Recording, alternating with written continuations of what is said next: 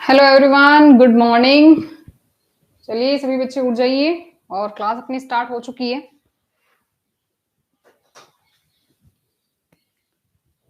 फटाफट से लाइव आ जाइए। आज से ही हमारी रेगुलर क्लासेस जो है वो होने वाली है वापस फिर से स्टार्ट।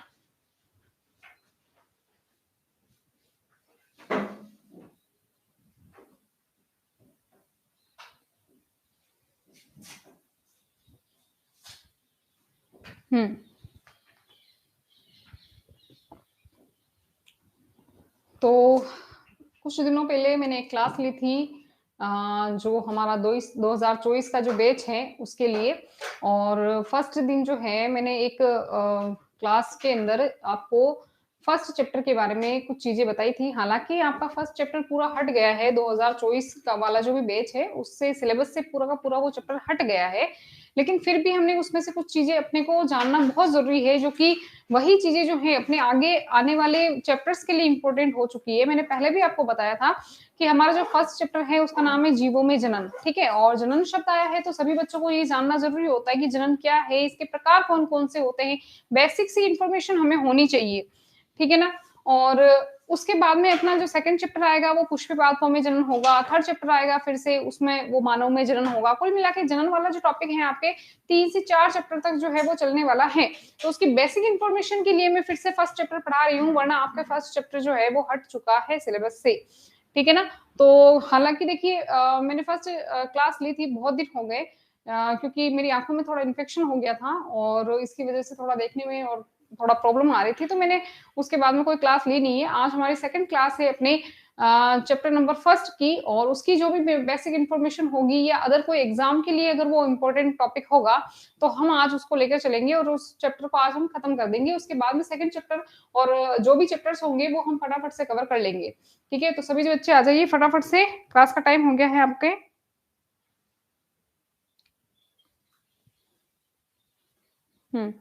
चलिए स्टार्ट करते हैं अपनी आज की क्लास। जैसा कि आपने थंबनेल में देख ही चुके हैं आप लोग कि आज हम जो है सेकंड चैप्टर तो अपना फर्स्ट ही रहेगा, लेकिन जो सेकंड क्लास है उसमें क्या पढ़ने जा रहे हैं, कायिक जनन। ठीक है ना। चलिए उससे पहले थोड़ा सा बता देना चाहती हूँ मैं आप बच्चों को कि जो भी बच्चा 2024 के लिए प्रिपरेशन कर रहा है, बोर्ड एग्जाम प्लस नीट की, ठीक है ना, तो उसके लिए सबसे बड़ा ऑफर है आपके सामने कुछ ही दिनों के लिए। आप जो है अगर 12th क्लास और नीट की प्रिपरेशन करना चाहते हैं और आपको पूरा कोर्स पढ़ना है, अगर है ना, पूरा का पूरा आपको सिलेबस पढ़ना है, आपको टेस्ट चाहिए, टेस्ट सीरीज के साथ में, और उसी के साथ में आपको पीडीएफ नोट्स भी चाहिए। ठीक है, लाइव टेस्ट सीरीज भी चाहिए, लाइव क्लासेस भी चाहिए।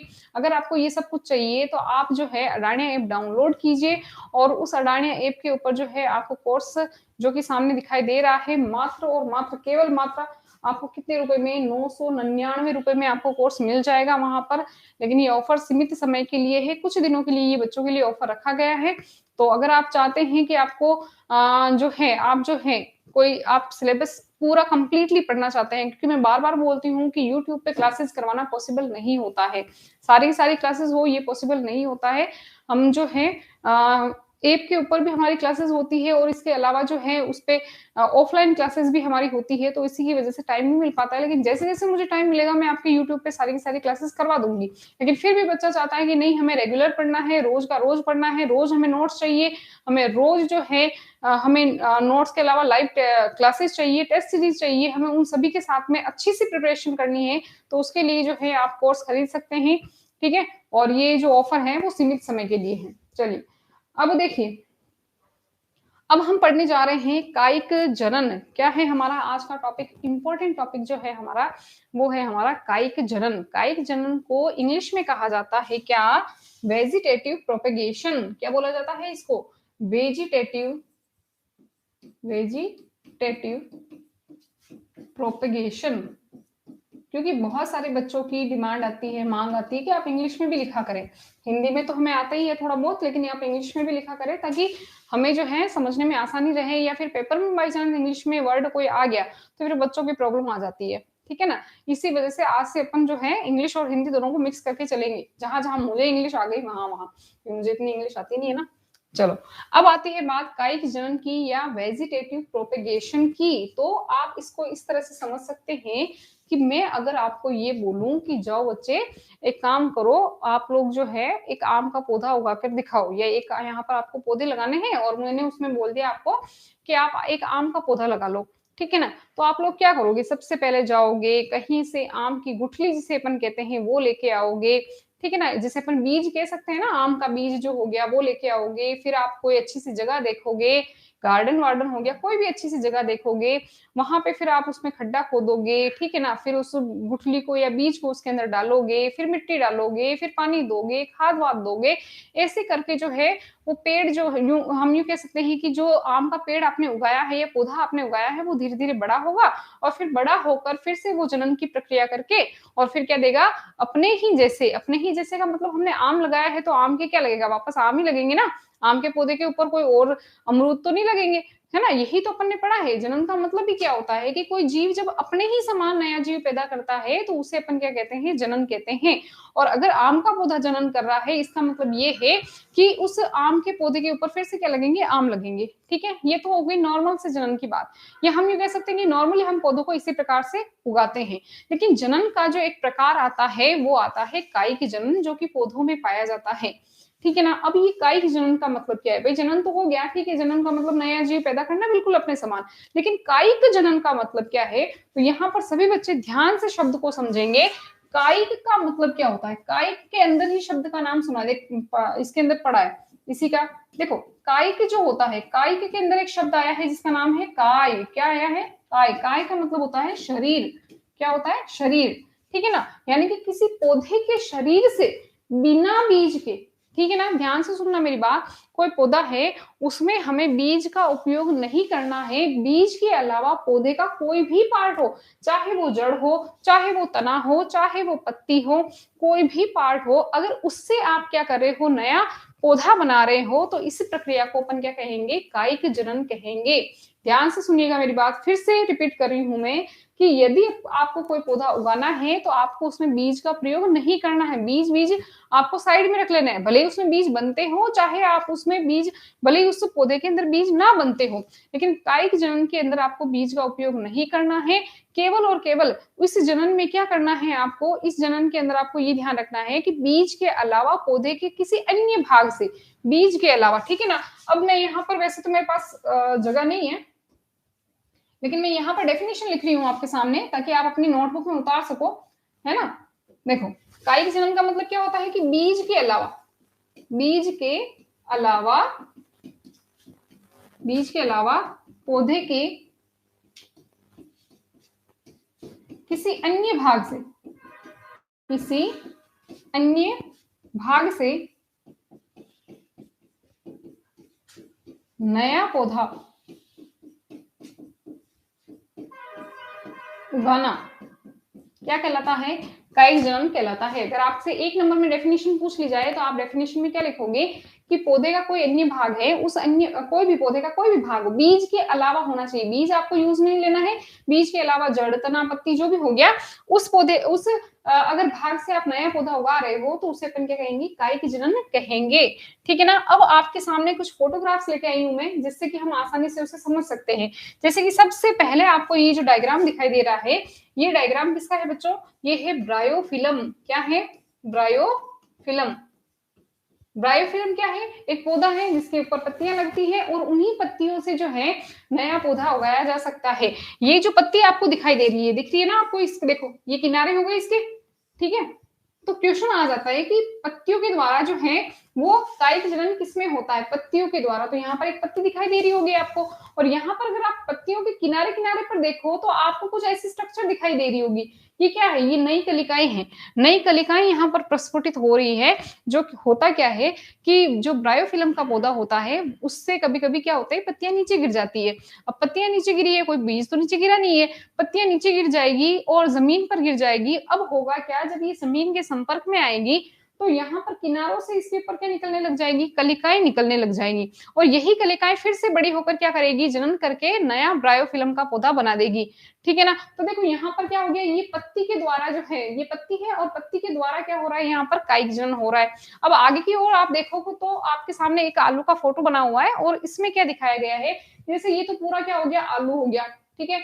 और धीरे धीरे आप कभी अगर अच्छा घर में देखो आप, तो कभी कभी आलू जैसे पड़े रह जाते हैं अपने घरों में, तो उसमें होता क्या है कि आलू के ऊपर कुछ इस प्रकार की ये जो स्ट्रक्चर दिखाई दे रही है, ये आपको इस प्रकार की कोई स्ट्रक्चर दिखने लग जाती है व्हाइट कलर की। ठीक है, सफेद सफेद रंग की आपको इस प्रकार की स्ट्रक्चर दिखने लग जाती है, और इसी को अपन क्या कहते हैं, इसी को अपन कहते हैं आलू की आंख। क्या बोलते हैं इसको, आंख बोलते हैं इसको, आलू की आंख। और अगर यहाँ पर हो क्या कि यहाँ से अगर मान लीजिए इस पौधे को, ये जो आलू है इसका यहाँ से पार्ट काट कर इसको किसमें उगा दिया जाए, अगर इसको मान लीजिए कि जमीन में रोप दिया जाए, तो यहीं से फिर से क्या हो जाएगा, यहीं से फिर से जो है नया आलू बनना स्टार्ट हो जाएगा, या नया आलू का पौधा बनना स्टार्ट हो जाएगा। इसके अलावा यहाँ पर आप ध्यान से देखिएगा तो ये भी हो गई अदरक। ठीक है ना। और इस अदरक से भी इसी प्रकार से नए पौधे का निर्माण करवाया जा सकता है। इसी का एक पार्ट लेकर अगर आप किसमें क्या कर दो, आप अगर मान लीजिए कि उगा रहे हो, जमीन के अंदर उगा रहे हो, तो इसी अदरक से बिना, यहाँ पर देखिए इसमें कहीं पे भी बीज का उपयोग नहीं हुआ है, पौधे का ही पार्ट है, पौधे के पार्ट से ही नया पौधा जो है वो उगाया जा रहा है। कहीं पे भी आपको बीज नहीं मिलेगा। ठीक है ना। तो आपको बीज का यहाँ पर उपयोग देखने को नहीं मिलेगा, यहाँ पर केवल और केवल पौधों के ही पार्ट से ही क्या करवाया जा रहा है, यहाँ पर जनन की प्रक्रिया करवाई जा रही है। ठीक है ना। चलिए, अब हो गया ये कायिक जनन अपना खत्म। अब इसके अलावा एक शब्द जो आता है, उस शब्द का नाम मैं लेना चाहती हूँ। इस शब्द को कहते हैं प्रवर्ध। क्या कहते हैं यहाँ पर, प्रवर्ध। अब ये प्रवर्ध क्या है, प्रवर्ध का मतलब वो है कि जिस पार्ट का उपयोग करके, जिस भाग का उपयोग करके आप अगर नया पौधा उगा रहे हो, तो उसको हम क्या कहेंगे, उस संरचना को या फिर उस भाग को अपन क्या कहेंगे, प्रवर्ध कहेंगे। आगे बात समझ में, प्रवर्ध का मतलब क्या हो गया कि जिस भाग का उपयोग करके आप नया जो पौधा उगा रहे हो, जैसे कि यहाँ पर आप पत्तियों का उपयोग करके फिर आप नया पौधा उगा रहे हो, तो यहाँ पर ये क्या पत्तियां क्या हो गई, यहाँ पर प्रवर्ध हो गई। आलू की आंख का प्रयोग करके आप अगर नया पौधा उगा रहे हो, तो वो क्या हो गई, अपनी प्रवर्ध हो गई। इसके अलावा जो जिंजर है, या यूं कह सकते हैं कि जो अदरक है, अदरक के जिस पार्ट का उपयोग कर रहे हो आप, उस पार्ट को अपन क्या कह देंगे, यहाँ पर प्रवर्ध कह देंगे। ये चीज आपको ध्यान रखनी है। कायिक जनन में कायिक जनन की डेफिनेशन पूछ ली जाती है, या नॉर्मली अगर नहीं भी पूछी जाएगी, आपका फर्स्ट चैप्टर पढ़ चुका है, लेकिन फिर भी आपको ध्यान में रखना है, क्योंकि किसी भी एग्जाम में क्वेश्चन पूछा जा सकता है। चलिए, आपका कायिक जनन जो है वो कंप्लीट हो जाता है। अब यहाँ पर मैं आपके लिए कुछ नोट्स लेके आई हूँ, जो कि मैंने खुद ने बनाए हैं नोट्स, और जो मेरी 12th बायोलॉजी की क्लासेस जो चलती है ऑफलाइन में, या फिर आपको ऐप के ऊपर जो क्लासेस देखने को मिलेगी, उसमें यही सारे लिखित नोट्स जो कि मैंने बनाए हैं, और यही सारे लिखित नोट्स जो है आपको वहां पर मिल जाएंगे। ठीक है।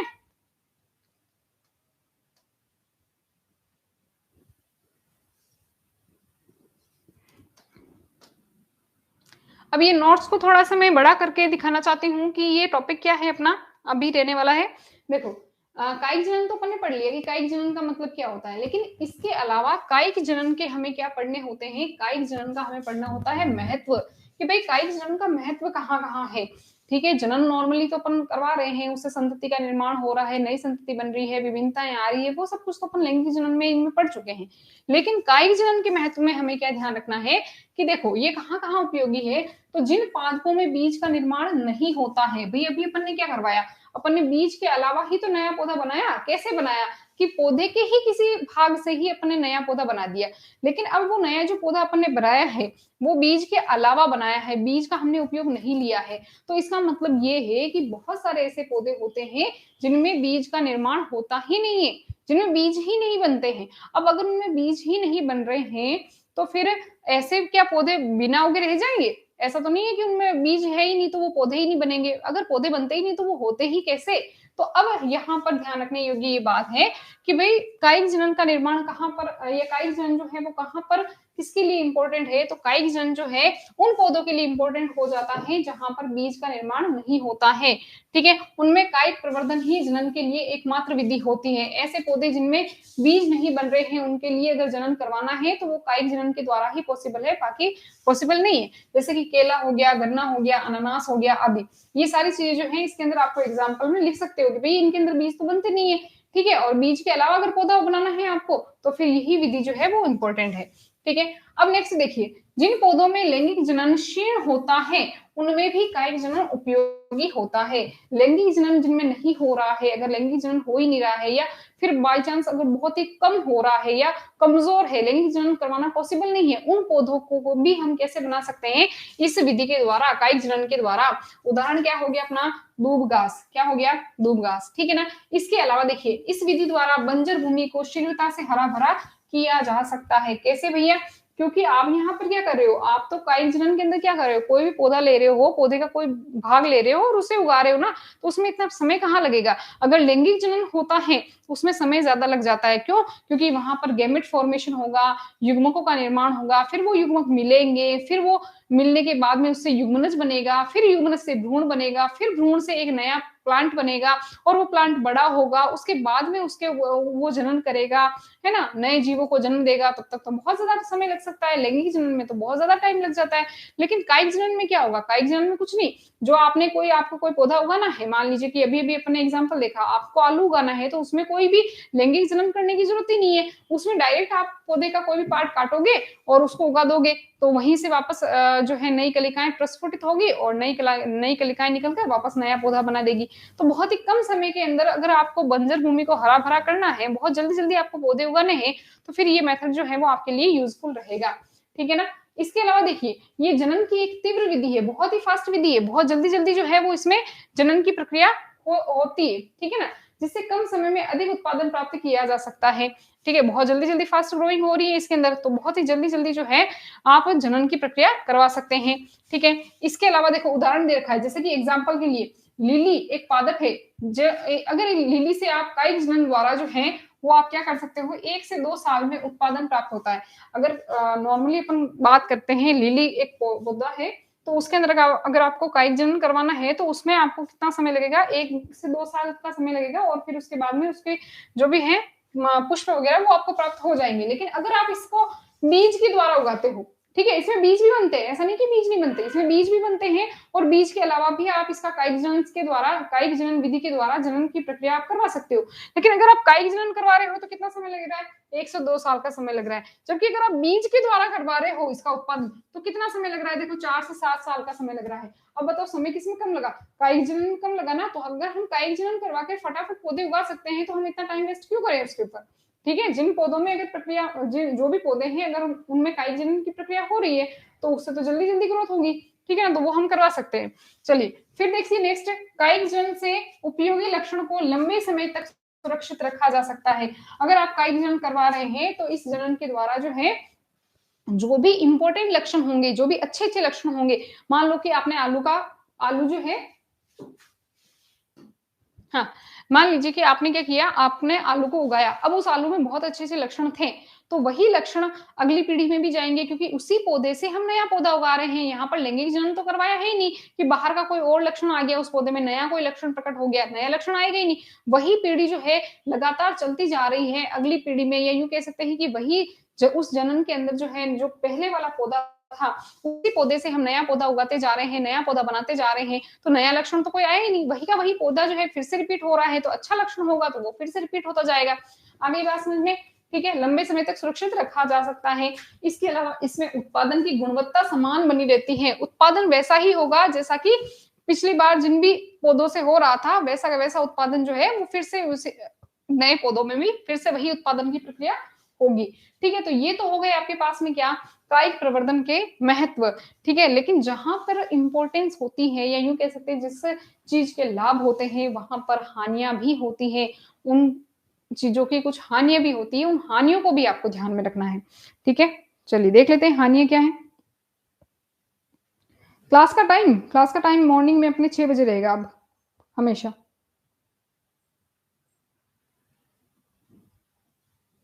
ठीक है, क्लास का टाइम अपने मॉर्निंग में 6 बजे रहेगा रोज।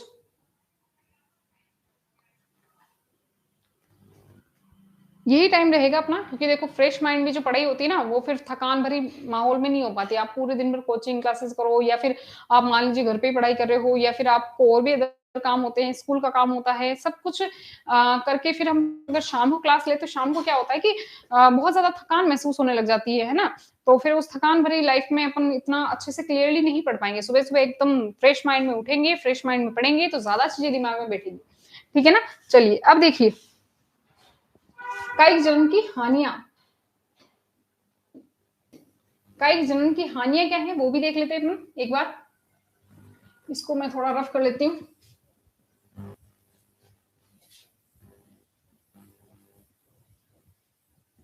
लेकिन मॉर्निंग में ही अपना टाइम रहेगा, सभी बच्चे ध्यान रख लीजिए। यही टाइम है आपको जल्दी से उठ के आपको क्लास अटेंड करनी है ना। ऐसा नहीं कि आप सो ही रहे हो, मैं क्लास लेने के लिए भी आ जाऊँ। हाँ, अब देखिए कायिक जनन की हानियाँ क्या है। चलो मैं थोड़ा और ऊपर पढ़ लूँ क्या इसको? देखो, अब आपको क्लियरली दिखाई दे रहा होगा, ठीक है? ओहो! अब आपको क्लियरली दिखाई दे रहा होगा। देखिए, क्या-क्या हानियाँ हैं? तो सबसे पहली हानि तो यही है कि भई इसमें प्रकीर्णन अनुपस्थित होता है तथा पादप भाग को बीज की तरह लंबे समय तक अपन सुरक्षित नहीं रखा या नहीं रख सकते हैं। सबसे पहली चीज़ तो इसके अंदर प्रकीर्णन नहीं हो पाता। प्रकीर्णन का मतलब जैसे मान लीजिए किसी में बीज बन रहे हैं, ठीक है? और वो बीज हल्के-फुल्के हैं या फिर इन बीजों के हल्के-फुल्के ना होने पर भी उन बीजों को जो है कई विधियों द्वारा एक स्थान से दूसरे स्थान पर पहुँचाया जा सकता है।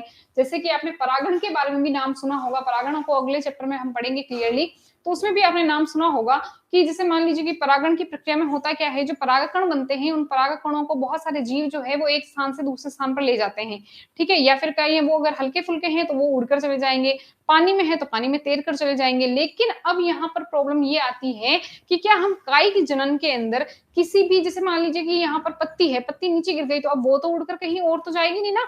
भई अगर वो हरी-भरी है, तो वो तो कहीं उड़ कर जाएगी नहीं, उसमें वज़न होगा, भारी होगी, वो हल्की-फुल्की होती है, सूख जाती है, तो वो एक स्थान से दूसरे स्थान पर जा सकती थी। लेकिन अब तो वो कहीं जाएगी नहीं, ठीक है ना? तो इस तरह से वो पत्ती अगर वहीं पे पड़ी है, वहीं पर पड़ी है, तो फिर तो उसी जगह पर जनन की प्रक्रिया होगी, कहीं और तो जनन की प्रक्रिया होगी नहीं।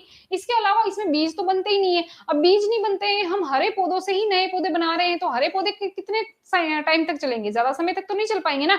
कुछ ही समय बाद में जो है वो क्या हो जाएँगे, खराब हो जाएँगे, ठीक है ना? लेकिन अगर अगर हम कायिक जनन के अलावा जनन की विधि उपयोग में लेते हैं, जैसे बीज से अगर हम पौधा बना सकते हैं या बीज से हमें पौधा बनाना है, तो कई सालों तक उस बीज को हम स्टोर करके भी रख सकते हैं। तो ये एक प्रकार की इसकी हानि होगी, ठीक है? इसके अलावा देखो इसमें पादप के संक्रमण, सूखने, गलने की प्रवृत्ति अधिक होती है। इसमें क्या होता है कि अगर मान लीजिए पादप से आप नया पौधा बना रहे हो, तो वो पादप सूख सकता है, गल सकता है, खराब हो सकता है। तो ये भी एक इसकी क्या हो गई, एक नुकसान हो गया इसका, ठीक है? कई पीढ़ियों तक लगातार कायिक प्रवर्धन कराने में से अंत में प्रजनन क्षमता जो है वो समाप्त हो जाती है। अगर लगातार हम कायिक प्रवर्धन करा रहे हैं तो धीरे-धीरे प्रजनन क्षमता क्या हो जाएगी, समाप्त हो जाएगी। प्रजनन करने की क्षमता ही नष्ट हो जाएगी, चाहे आप उसमें बीज से करवाओ, बीज नहीं बन रहा है तो कायिक जनन से करवाओ, किसी से भी कराओ, प्रजनन क्षमता क्या हो जाएगी, नष्ट हो जाएगी। इसके अलावा अनुपयोगी लक्षणों के पृथक नहीं अपन कर सकते हैं। भई मुझे मान लीजिए कि अभी-अभी एग्जांपल बताया मैंने आपको, आलू से ही नया आलू बनाना है, एक ही आलू से नया आलू बन रहा है, उसमें कोई बीज तो बन नहीं रहा है, लैंगिक जनन तो हो नहीं रहा है, 2 लक्षण तो आ नहीं रहे हैं, उसी पौधे से हम नया पौधा बना रहे हैं और उसी पौधे में अगर कोई गंदी चीज़ है, गंदी चीज़ का मतलब यहाँ पर गंदा लक्षण है, गंदा कोई खराब लक्षण है, मान लीजिए कि उसमें रोग बहुत जल्दी लग जाते हैं या फिर उसमें जो है प्रजनन यूँ कह सकते हैं कि उत्पादन की क्षमता कम है। अगर ऐसी कोई चीज़ें हैं, तो फिर उससे अपन वो उन लक्षणों को, उन खराब लक्षणों को अपन अलग नहीं कर सकते क्योंकि उसी से अपन नया पौधा बना रहे हैं, तो कोई भी लक्षण जो है उससे पृथक नहीं किया जा सकता है। आ गई होगी बात समझ में आपको? चलिए जी। अब देखिए कायिक जनन आपका खत्म हो चुका है और यहाँ पर एक अच्छा सा प्यारा सा फोटो लेकर मैं आपके सामने आई हूँ। कोई बता सकता है बच्चा कि ये फोटो जो है वो किसका है? इतना प्यारा फोटो है ये।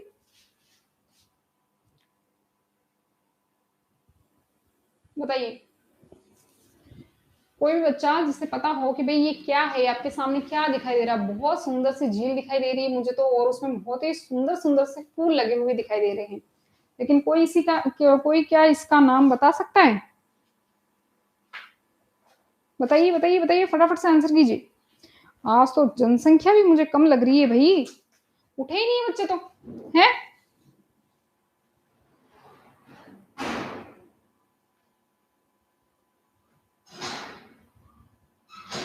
हुँ। उठे ही नहीं है बच्चे तो, नींद निकालने में लगे हुए हैं अभी तक भी। बोला तो था कि सुबह 6 बजे मॉर्निंग में क्लास होगी। सर ने अपनी क्लास के अंदर, हाँ इसको थोड़ा वो शेड्यूल करने में शायद थोड़ी प्रॉब्लम आ गई थी, वो डेट का थोड़ा था ना, डेट नहीं बता पाए कि कौन सी डेट को स्टार्ट होगी, है ना। वैसे कल बोला था सर ने। Good morning Priyanshu. बहुत ही आज तो भाई कम बच्चे दिखाई दे रहे हैं मुझे, सब अपनी कल क्लास में उपस्थित हो जाने चाहिए। देखो बच्चों, एक चीज बताती हूँ मैं आपको, फायदे क्या है सुबह सुबह की क्लास के। एक तो आपको मॉर्निंग में जल्दी उठने की आदत पड़ जाएगी, अगर रेगुलर क्लास आएगी तो आप जल्दी जल्दी उठोगे, है ना, वरना 8 8 9 9 बजे तक ही आप सोते ही रहोगे, उसका कोई यूज होगा नहीं टाइम का। एक तो सुबह जल्दी उठ गए, फ्रेश माइंड में आपने पढ़ लिया, तो सब कुछ अच्छे से आप क्लियर कर सकते हो, अच्छे से आप इनको दिमाग में बिठा सकते हो। पूरे दिन भर की थकान भर में अगर हम शाम को क्लास लेंगे तो फिर आपके दिमाग में इतना बैठेगा ही नहीं, है ना, थके हुए में इतना समझ में भी नहीं आएगा। ठीक है, एक आपका सुबह सुबह जल्दी उठोगे तो टाइम का थोड़ा यूजफुल तो रहेगा ना, टाइम वो टाइम वेस्ट तो नहीं जाएगा आपका। इसके अलावा अगर आप लाइव क्लासेस अटेंड कर रहे हो तो आप अपने डाउट यहाँ पर रख सकते हो। अगर आप, ये क्लास ऐसा नहीं है कि अभी की अभी हट जाएगी, ये क्लास आपको शाम तक भी मिलेगी, 2 4 दिन बाद में, साल भर बाद में, हर टाइम ये क्लास यहाँ पर उपलब्ध रहेगी। लेकिन उसके बाद में अगर आप कमेंट बॉक्स में आप कमेंट करते हो तो उन कमेंट्स का आंसर करना थोड़ा इम्पॉसिबल हो जाता है, क्योंकि और भी क्लासेस होती है, कितने कमेंट्स चेक करें, वरना अभी आप लाइव देख रहे हो तो लाइव के अंदर ही आपको क्या मिल जाएगा, यहाँ पर आंसर मिल जाएगा, जो भी आपको आंसर चाहिए कि मेरा ये डाउट है इस टॉपिक के अंदर से, तो वो डाउट अभी का भी आपका जो है वो क्लियर हो जाएगा।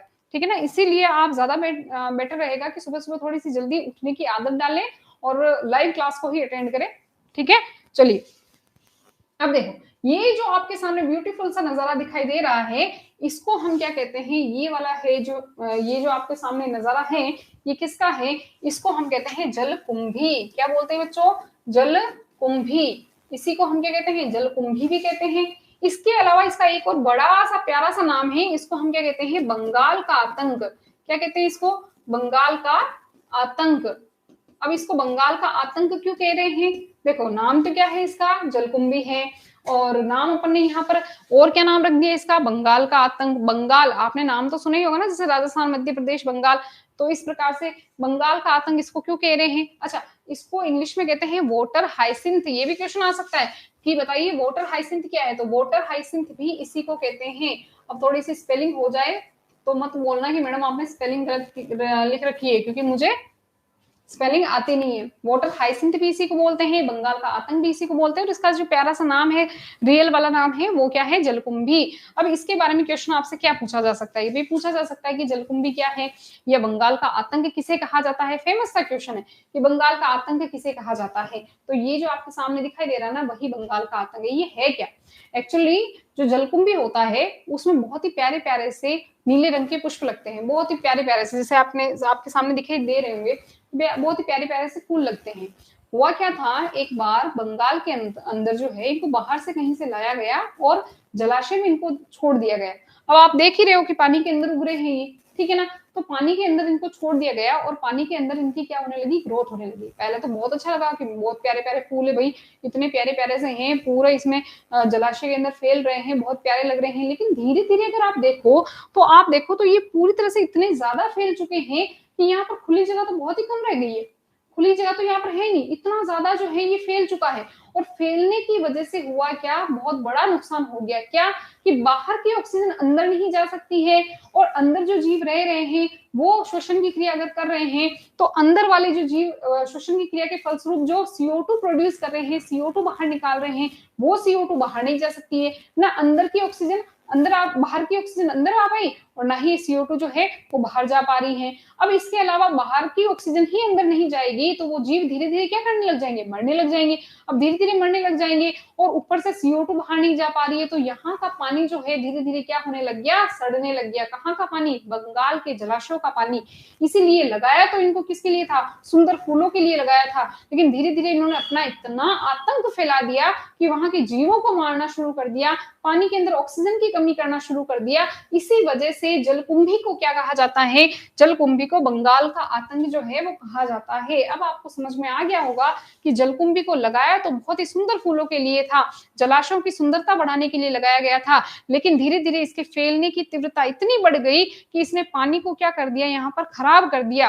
खराब करना शुरू इसलिए कर दिया क्योंकि ये बाहर की ऑक्सीजन, देखो ना पूरा चद्दर की तरह फैल रहा है ये। अब इतना चद्दर की तरह फैल रहा है तो ये तो पूरा फैल गया। अब बाहर की ऑक्सीजन अंदर नहीं जा सकती, अंदर की CO2 बाहर नहीं निकल सकती है, इसीलिए ये क्या कर दिया, इसने पानी को खराब कर दिया। ठीक है ना, इसीलिए इसको क्या कहा जाता है, बंगाल का आतंक भी कहा जाता है। ठीक है ना, तो सोच समझ के, क्योंकि अब इसमें इसका मतलब क्या है, इसका मतलब ये है कि इसमें कायिक जनन करने की तीव्रता बहुत तेज है, ये बहुत जल्दी जल्दी कायिक जनन कर सकता है और बहुत जल्दी जल्दी जो है अपनी जनसंख्या बढ़ा सकता है। आगे बात समझ में? चलो भैया, अब हम पढ़ेंगे अपना नेक्स्ट टॉपिक जो है वो है हमारा लैंगिक जनन। लैंगिक जनन को ही हम इंग्लिश में बोलते हैं सेक्सुअल रिप्रोडक्शन। ये इंपॉर्टेंट है भैया टॉपिक, क्योंकि ये आपके चलने वाला है कब तक, जब तक है जान नहीं, जब तक है अपना 4th चैप्टर, तब तक आपके सामने ये लैंगिक जनन का बार बार में ये टॉपिक जो है वो सामने आता रहेगा, क्योंकि बहुत इंपॉर्टेंट है। आपको इसमें 1st चैप्टर में भी यही पढ़ना है, 2nd चैप्टर में भी यही पढ़ना है, 3rd चैप्टर में भी यही पढ़ना है, 4th चैप्टर तक भी विधियां जो आएगी तब तक यही चीजें आपको सबको पढ़नी है। तो तैयार है आप सभी? चलिए अब अपन स्टार्ट करने जा रहे हैं। कौन सा अपना टॉपिक है? लैंगिक जनन। बहुत इंपॉर्टेंट है। पानी पी लूं 2 मिनट। वैसे सुबह सुबह पानी पीना अच्छा होता है।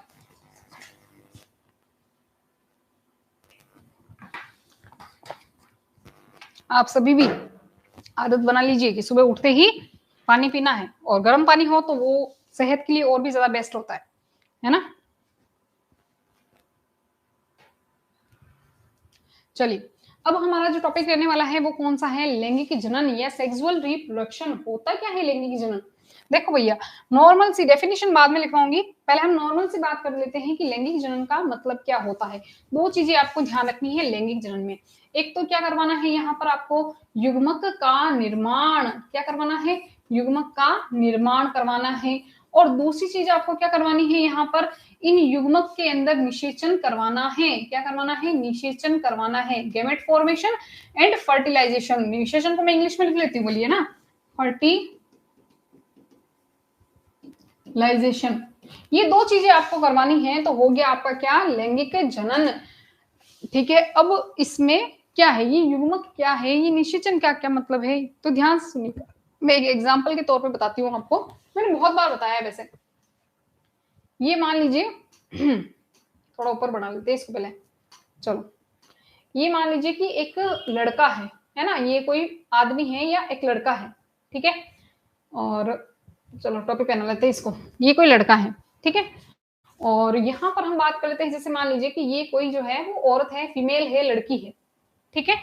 जब इनकी किशोरावस्था आ जाती है, जब ये बड़े हो जाते हैं, किशोरावस्था वगैरह क्या होती है सब पढ़ेंगे आगे। जब इनकी किशोरावस्था आ जाती है या ये बड़े हो जाते हैं, तब होता क्या है, इनमें एक विशेष प्रकार की कोशिकाओं का निर्माण शुरू हो जाता है। जैसे कि इस लड़के के अंदर तो कौन सी कोशिका बन जाएगी, इस लड़के के अंदर तो बन जाएगी, जैसे मान लीजिए कि शुक्राणु बन गया, तो ये एक प्रकार की विशेष कोशिका हो गई, ठीक है ना। और इस लड़की के अंदर जो है वो क्या, कौन सी कोशिका बन जाएगी, वो जो है इस प्रकार से एक कोशिका बनेगी जिसको अपन कहते हैं अंडाणु। अब देखना, ध्यान से सुनना मेरी बात, क्या है सब समझ में आएगा। ये है, इसको हम क्या कह रहे हैं, शुक्राणु कह रहे हैं, जो कोशिका बनी है लड़के के अंदर, ठीक है। और ये जो है लड़की के अंदर जो बनी है, इसको अपन क्या कह रहे हैं, अंडाणु कह रहे हैं, ठीक है। शुक्राणु जो है, शुक्राणु को हम क्या कहते हैं, नर युग्मक। क्या कहते हैं इसको? नर युग्मक। यानी कि शुक्राणु जो है वो किसमें बना है, लड़के में। लड़का क्या है, नर है, नर के अंदर जो युग्मक बनेगा उसको नर युग्मक कहेंगे। और लड़कियों के अंदर क्या बना है, अंडाणु बना है। अब अंडाणु लड़कियों में बना है, इसलिए इसको क्या कहेंगे, मादा युग्मक कहेंगे। क्या कहेंगे इसको? मादा युग्मक कहेंगे। इसको क्या कहेंगे अपन? मादा युग्मक कहेंगे। तो लड़कों के अंदर जो युग्मक बनेगा उसे नर युग्मक कहेंगे, और स्पेशली उसका नाम क्या है, शुक्राणु, यानी इंग्लिश में बोले तो स्पर्म। और अगर हम लड़कियों की बात करें तो उसमें हम मादा युग्मक को क्या बोल रहे हैं, यहाँ पर अंडाणु बोल रहे हैं, और उसका स्पेशली नाम क्या है, अंडाणु है, और उसको क्या कहेंगे अपन, मादा युग्मक कहेंगे। अब ये तो हो गया युग्मक का निर्माण। जिन जीवों के अंदर युग्मक का निर्माण होता है वो जनरली क्या करते हैं, लैंगिक जनन क्रिया करते हैं। अब लैंगिक जनन क्या है, मैंने 2 चीजें बताई है लैंगिक जनन में, ये 2 चीजें आपको पता है तो इसका मतलब उनमें लैंगिक जनन की प्रक्रिया हो रही है, ठीक है ना। इसी से अपन डेफिनेशन निकालेंगे। अब होता क्या है, अब जो है जब ये दोनों बन जाते हैं तो ये दोनों आपस में क्या होते हैं, फ्यूज होते हैं, मिलते हैं, ठीक है ना। संयोजन जिसे अपन कह सकते हैं, यानी कि नर युग्मक और मादा युग्मक का संयोजन, मादा युग्मक का संयोजन, नर युग्मक और मादा युग्मक का संयोजन जो है वो क्या कहलाता है, एक इसका स्पेशली नाम है, इसका नाम क्या है, इसको हम कहते हैं निषेचन। क्या कहते हैं इसको? निषेचन, निषेचन का मतलब होता है फर्टिलाइजेशन, यानी कि नर युग्मक और मादा युग्मक का मिलना क्या कहलाता है, निषेचन कहलाता है। और निषेचन से क्या होगा, शुक्राणु और अंडाणु आपस में मिलेंगे और मिलकर एक नई संरचना का निर्माण करेंगे। इस नई संरचना को अपन यहाँ पर क्या कहते हैं, इस नई संरचना को अपन कहते हैं युग्मनज। क्या बोलते हैं, युग्मनज। और इंग्लिश में युग्मनज को क्या कहा जाता है, जाइगोट। क्या बोला जाता है बच्चों, जाइगोट। अब ये जो प्रोसेस जिसके अंदर हो रही है, यानी कि युग्मकों का निर्माण हुआ, नर युग्मक मादा युग्मक बने, दोनों आपस में मिले, संयोजन की प्रक्रिया हुई। संयोजन का मतलब दोनों का मिलना, और संयोजन से जो नए संयोजन की जो प्रक्रिया हुई इसको अपन क्या कहेंगे यहाँ पर, निषेचन। और निषेचन के फल स्वरूप जो है एक नई संरचना का निर्माण होता है, जिसे अपन क्या कहते हैं, युग्मनज या जाइगोट। और इसी युग्मनज या जाइगोट से आगे जाकर जो है एक नया जीव पैदा होता है, एक नया बेबी पैदा होता है, चाहे वो इंसानों का हो, चाहे जानवरों का हो, या फिर अगर ये पौधों में हो रहा है तो फिर उनमें से जो है नए पौधे का निर्माण हो जाएगा। तो इस पूरी प्रोसेस को अपन यहाँ पर क्या कहेंगे, लैंगिक जनन कहेंगे, यानी कि ऐसा जनन जिसमें युग्मकों का निर्माण और युग्मकों का क्या हो, निषेचन हो, या फिर हम यूं कह सकते हैं कि युग्मक जो है उनका संयोजन हो। तो इससे जो इस प्रक्रिया के फलस्वरूप क्या बनेगा, युग्मनज बनेगा। इस प्रक्रिया के फलस्वरूप क्या बनेगा, युग्मनज बनेगा। और इसी युग्मनज से जो है आगे जाकर नया जीव पैदा होगा। इस प्रक्रिया को अपन क्या कहेंगे, लैंगिक जनन या फिर सेक्सुअल रिप्रोडक्शन कहेंगे। आगे बात समझ में, जिनमें अच्छा दो ही शर्तें हैं इसकी, और कोई ज्यादा नहीं है। एक तो युग्मक बनने चाहिए और उन युग्मकों का निषेचन होना चाहिए, ठीक है ना। अब आपने पढ़ रखा है कि अलैंगिक जनन किसे कहते हैं। अलैंगिक जनन और लैंगिक जनन बिल्कुल उल्टे हैं। क्या है भैया, अलैंगिक जनन के अंदर कभी भी युग्मक का निर्माण नहीं होता है। वैसे ये शब्द कहना गलत रहेगा कि कभी भी, हो सकता है कुछ जीवों में युग्मक बनते हो, लेकिन खास उसकी बात क्या है कि उनमें कभी भी निषेचन की प्रक्रिया नहीं होगी। अलैंगिक जनन में युग्मक भले ही बनते हो, वैसे तो नहीं बनते नॉर्मली, लेकिन कुछ जीव ऐसे हैं जिसमें युग्मकों का निर्माण होता है और फिर उसके बाद में अगर उसमें निषेचन हो रहा है तो वो क्या है, लैंगिक जनन। और अगर निषेचन की प्रक्रिया नहीं हो रही है तो फिर वो क्या है, अलैंगिक जनन। यहाँ पर सबसे बड़ा अंतर जो है वो है निषेचन का। बार बार बोल रही हूँ कि जिसमें निषेचन होगा वो लैंगिक जनन की प्रक्रिया कहलाएगा, और जिसमें निषेचन की प्रक्रिया नहीं होगी उसे अपन क्या कहेंगे, अलैंगिक जनन कहेंगे। यहाँ तक आप सभी बच्चों को समझ में आ गया होगा कि लैंगिक जनन की अगर आपको डेफिनेशन लिखनी है तो क्या लिखोगे भैया, ऐसे जीव जिनमें युग्मक का निर्माण होता हो और युग्मकों का संयोजन, यानी कि निषेचन की, संयोजन को ही, जुड़ने को ही अपन क्या कह रहे हैं, निषेचन कह रहे हैं। अगर उनमें निषेचन की प्रक्रिया हो रही हो तो ऐसे जीव, ऐसे जनन को अपन क्या कहते हैं, लैंगिक जनन या सेक्सुअल रिप्रोडक्शन कहते हैं। इसमें आपको ध्यान क्या रखना है कि भाई दो शर्तें हो गई, एक तो युग्मक का निर्माण जरूरी होगा, है ना। अगर लैंगिक जनन है तो युग्मक निर्माण होगा तभी तो निषेचन होगा ना। अगर अलैंगिक जनन होगा तो उसमें युग्मक भी नहीं बनेंगे और ना ही उनमें निषेचन की प्रक्रिया होगी। भले ही युग्मक बन जाए फिर भी निषेचन तो कभी पॉसिबल है ही नहीं, लेकिन इनमें युग्मक भी बनाने पड़ेंगे। और निषेचन कब करवाओगे, जब युग्मक बनेंगे तभी तो करवाओगे। आगे ना बात समझ में, ठीक है ना। अब इसके अलावा एक चीज और आपको ध्यान रखनी है। क्या ध्यान रखनी है कि इसमें लैंगिक जनन की प्रक्रिया के अंदर हम अगर बात करें लैंगिक जनन की प्रक्रिया, तो लैंगिक जनन की प्रक्रिया में हमेशा ही कौन सा विभाजन होगा भैया, अर्धसूत्री विभाजन होगा। अर्धसूत्री विभाजन होगा, किसमें होगा, लैंगिक जनन की प्रक्रिया में अर्धसूत्री विभाजन जो होता है वो कंपलसरी होता है। अब आप सभी को पता है अर्धसूत्री विभाजन क्या होता है, नहीं होता है तो हम इस क्लास के लास्ट में अपन देख लेंगे कि समसूत्री विभाजन का मतलब क्या होता है और अर्धसूत्री विभाजन का मतलब क्या होता है। अर्धसूत्री विभाजन का मतलब होता है कि जब नई कोशिकाएं बनती हैं तो उनमें पुरानी कोशिकाओं के जो गुणसूत्र होते हैं वो आधे रह जाते हैं, उसको अपन क्या कहते हैं, अर्धसूत्री विभाजन कहते हैं, ठीक है ना। तो इसके अंदर कौन सा विभाजन होगा, अर्धसूत्री विभाजन होगा। ये चीज आपको ध्यान में रखनी है, ठीक है। यहाँ तक कोई प्रॉब्लम, समस्या, दिक्कत, परेशानी? Good morning Gautam, thank you Mahesh. देखो मोस्ट इंपॉर्टेंट टॉपिक में तभी बता देती हूँ, मोस्ट इंपॉर्टेंट टॉपिक में तभी बता देती हूँ जब मैं टॉपिक पढ़ा रही होती हूँ, है ना। तो लास्ट में ऐसा कुछ नहीं होता है। और बाकी जो है आप सभी ने अगर क्लास देखी हो तो मैंने जब या राजस्थान के अंदर एग्जाम थे तो एग्जाम से पहले एक दिन पहले मैंने क्लास ली थी और 90% वहीं से क्वेश्चन उठ के आए थे, उससे बाहर कुछ गया ही नहीं था। और बाकी जब मैंने वो टॉपिक पढ़ाए थे वैसे कोर्स से बाहर गया ही नहीं। जितना मैंने यूट्यूब पे पढ़ाया हो, जितना मैंने ऐप के ऊपर पढ़ाया हो या अदर ऑफलाइन क्लासेस में अपना पढ़ाया है, तो उसमें कभी भी क्वेश्चन बाहर गया ही नहीं, उससे कभी क्वेश्चन गया ही नहीं बाहर, है ना। तो आप अगर कंटिन्यू आप इसके साथ में बने रहते हैं, आप अपना टाइम देते हैं क्लासों को, कंटिन्यू आप बने हो रहते हैं, तो आप देखोगे कि लास्ट के अंदर जब आपके एग्जाम होंगे तो उसमें इतना कितना ज्यादा फायदा मिलेगा इन क्लासों से आपको। ठीक है, पीडीएफ आपको उसमें मिलेगा। आपको पीडीएफ जो है इसकी नोट्स की पीडीएफ चाहिए या फिर आपको पूरी क्लासेस देखनी है तो ऐप डाउनलोड करना पड़ेगा आपको। ठीक है,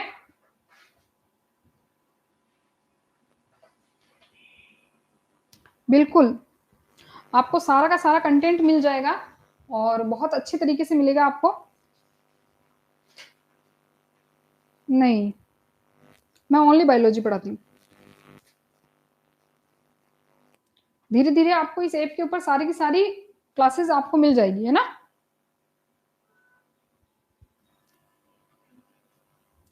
ठीक है, अब अगर आपको पूरा कोर्स पढ़ना है तो फिर आपको जो है कोर्स खरीदना पड़ेगा, क्योंकि सारा कोर्स तो जितना कोशिश होगी मैं उस पर कराऊंगी यूट्यूब पे, लेकिन पूरा पॉसिबल नहीं हो पाता। नोट्स देना फिर पॉसिबल नहीं हो पाता, बच्चों को नोट्स भी तो चाहिए होते हैं ना, फिर एग्जाम में लिखेंगे क्या, है ना। समझ में तो यहाँ से लेंगे, लेकिन लिखने के लिए अगर नोट्स चाहिए तो फिर वो आपको वहां पर मिलेंगे। अच्छा एक चीज बताओ, यहाँ पर कुछ चीजें आपने देखी है। यहाँ पर मैंने कहा अर्धसूत्री विभाजन हो रहा है। अर्धसूत्री विभाजन कब होता है, जब युग्मक का निर्माण होता है। अर्धसूत्री विभाजन कब होगा, जब युग्मक का निर्माण होगा। फिर से बता रही हूँ, ध्यान से सुनना। अर्धसूत्री विभाजन कब होता है, जब युग्मक का निर्माण होता है।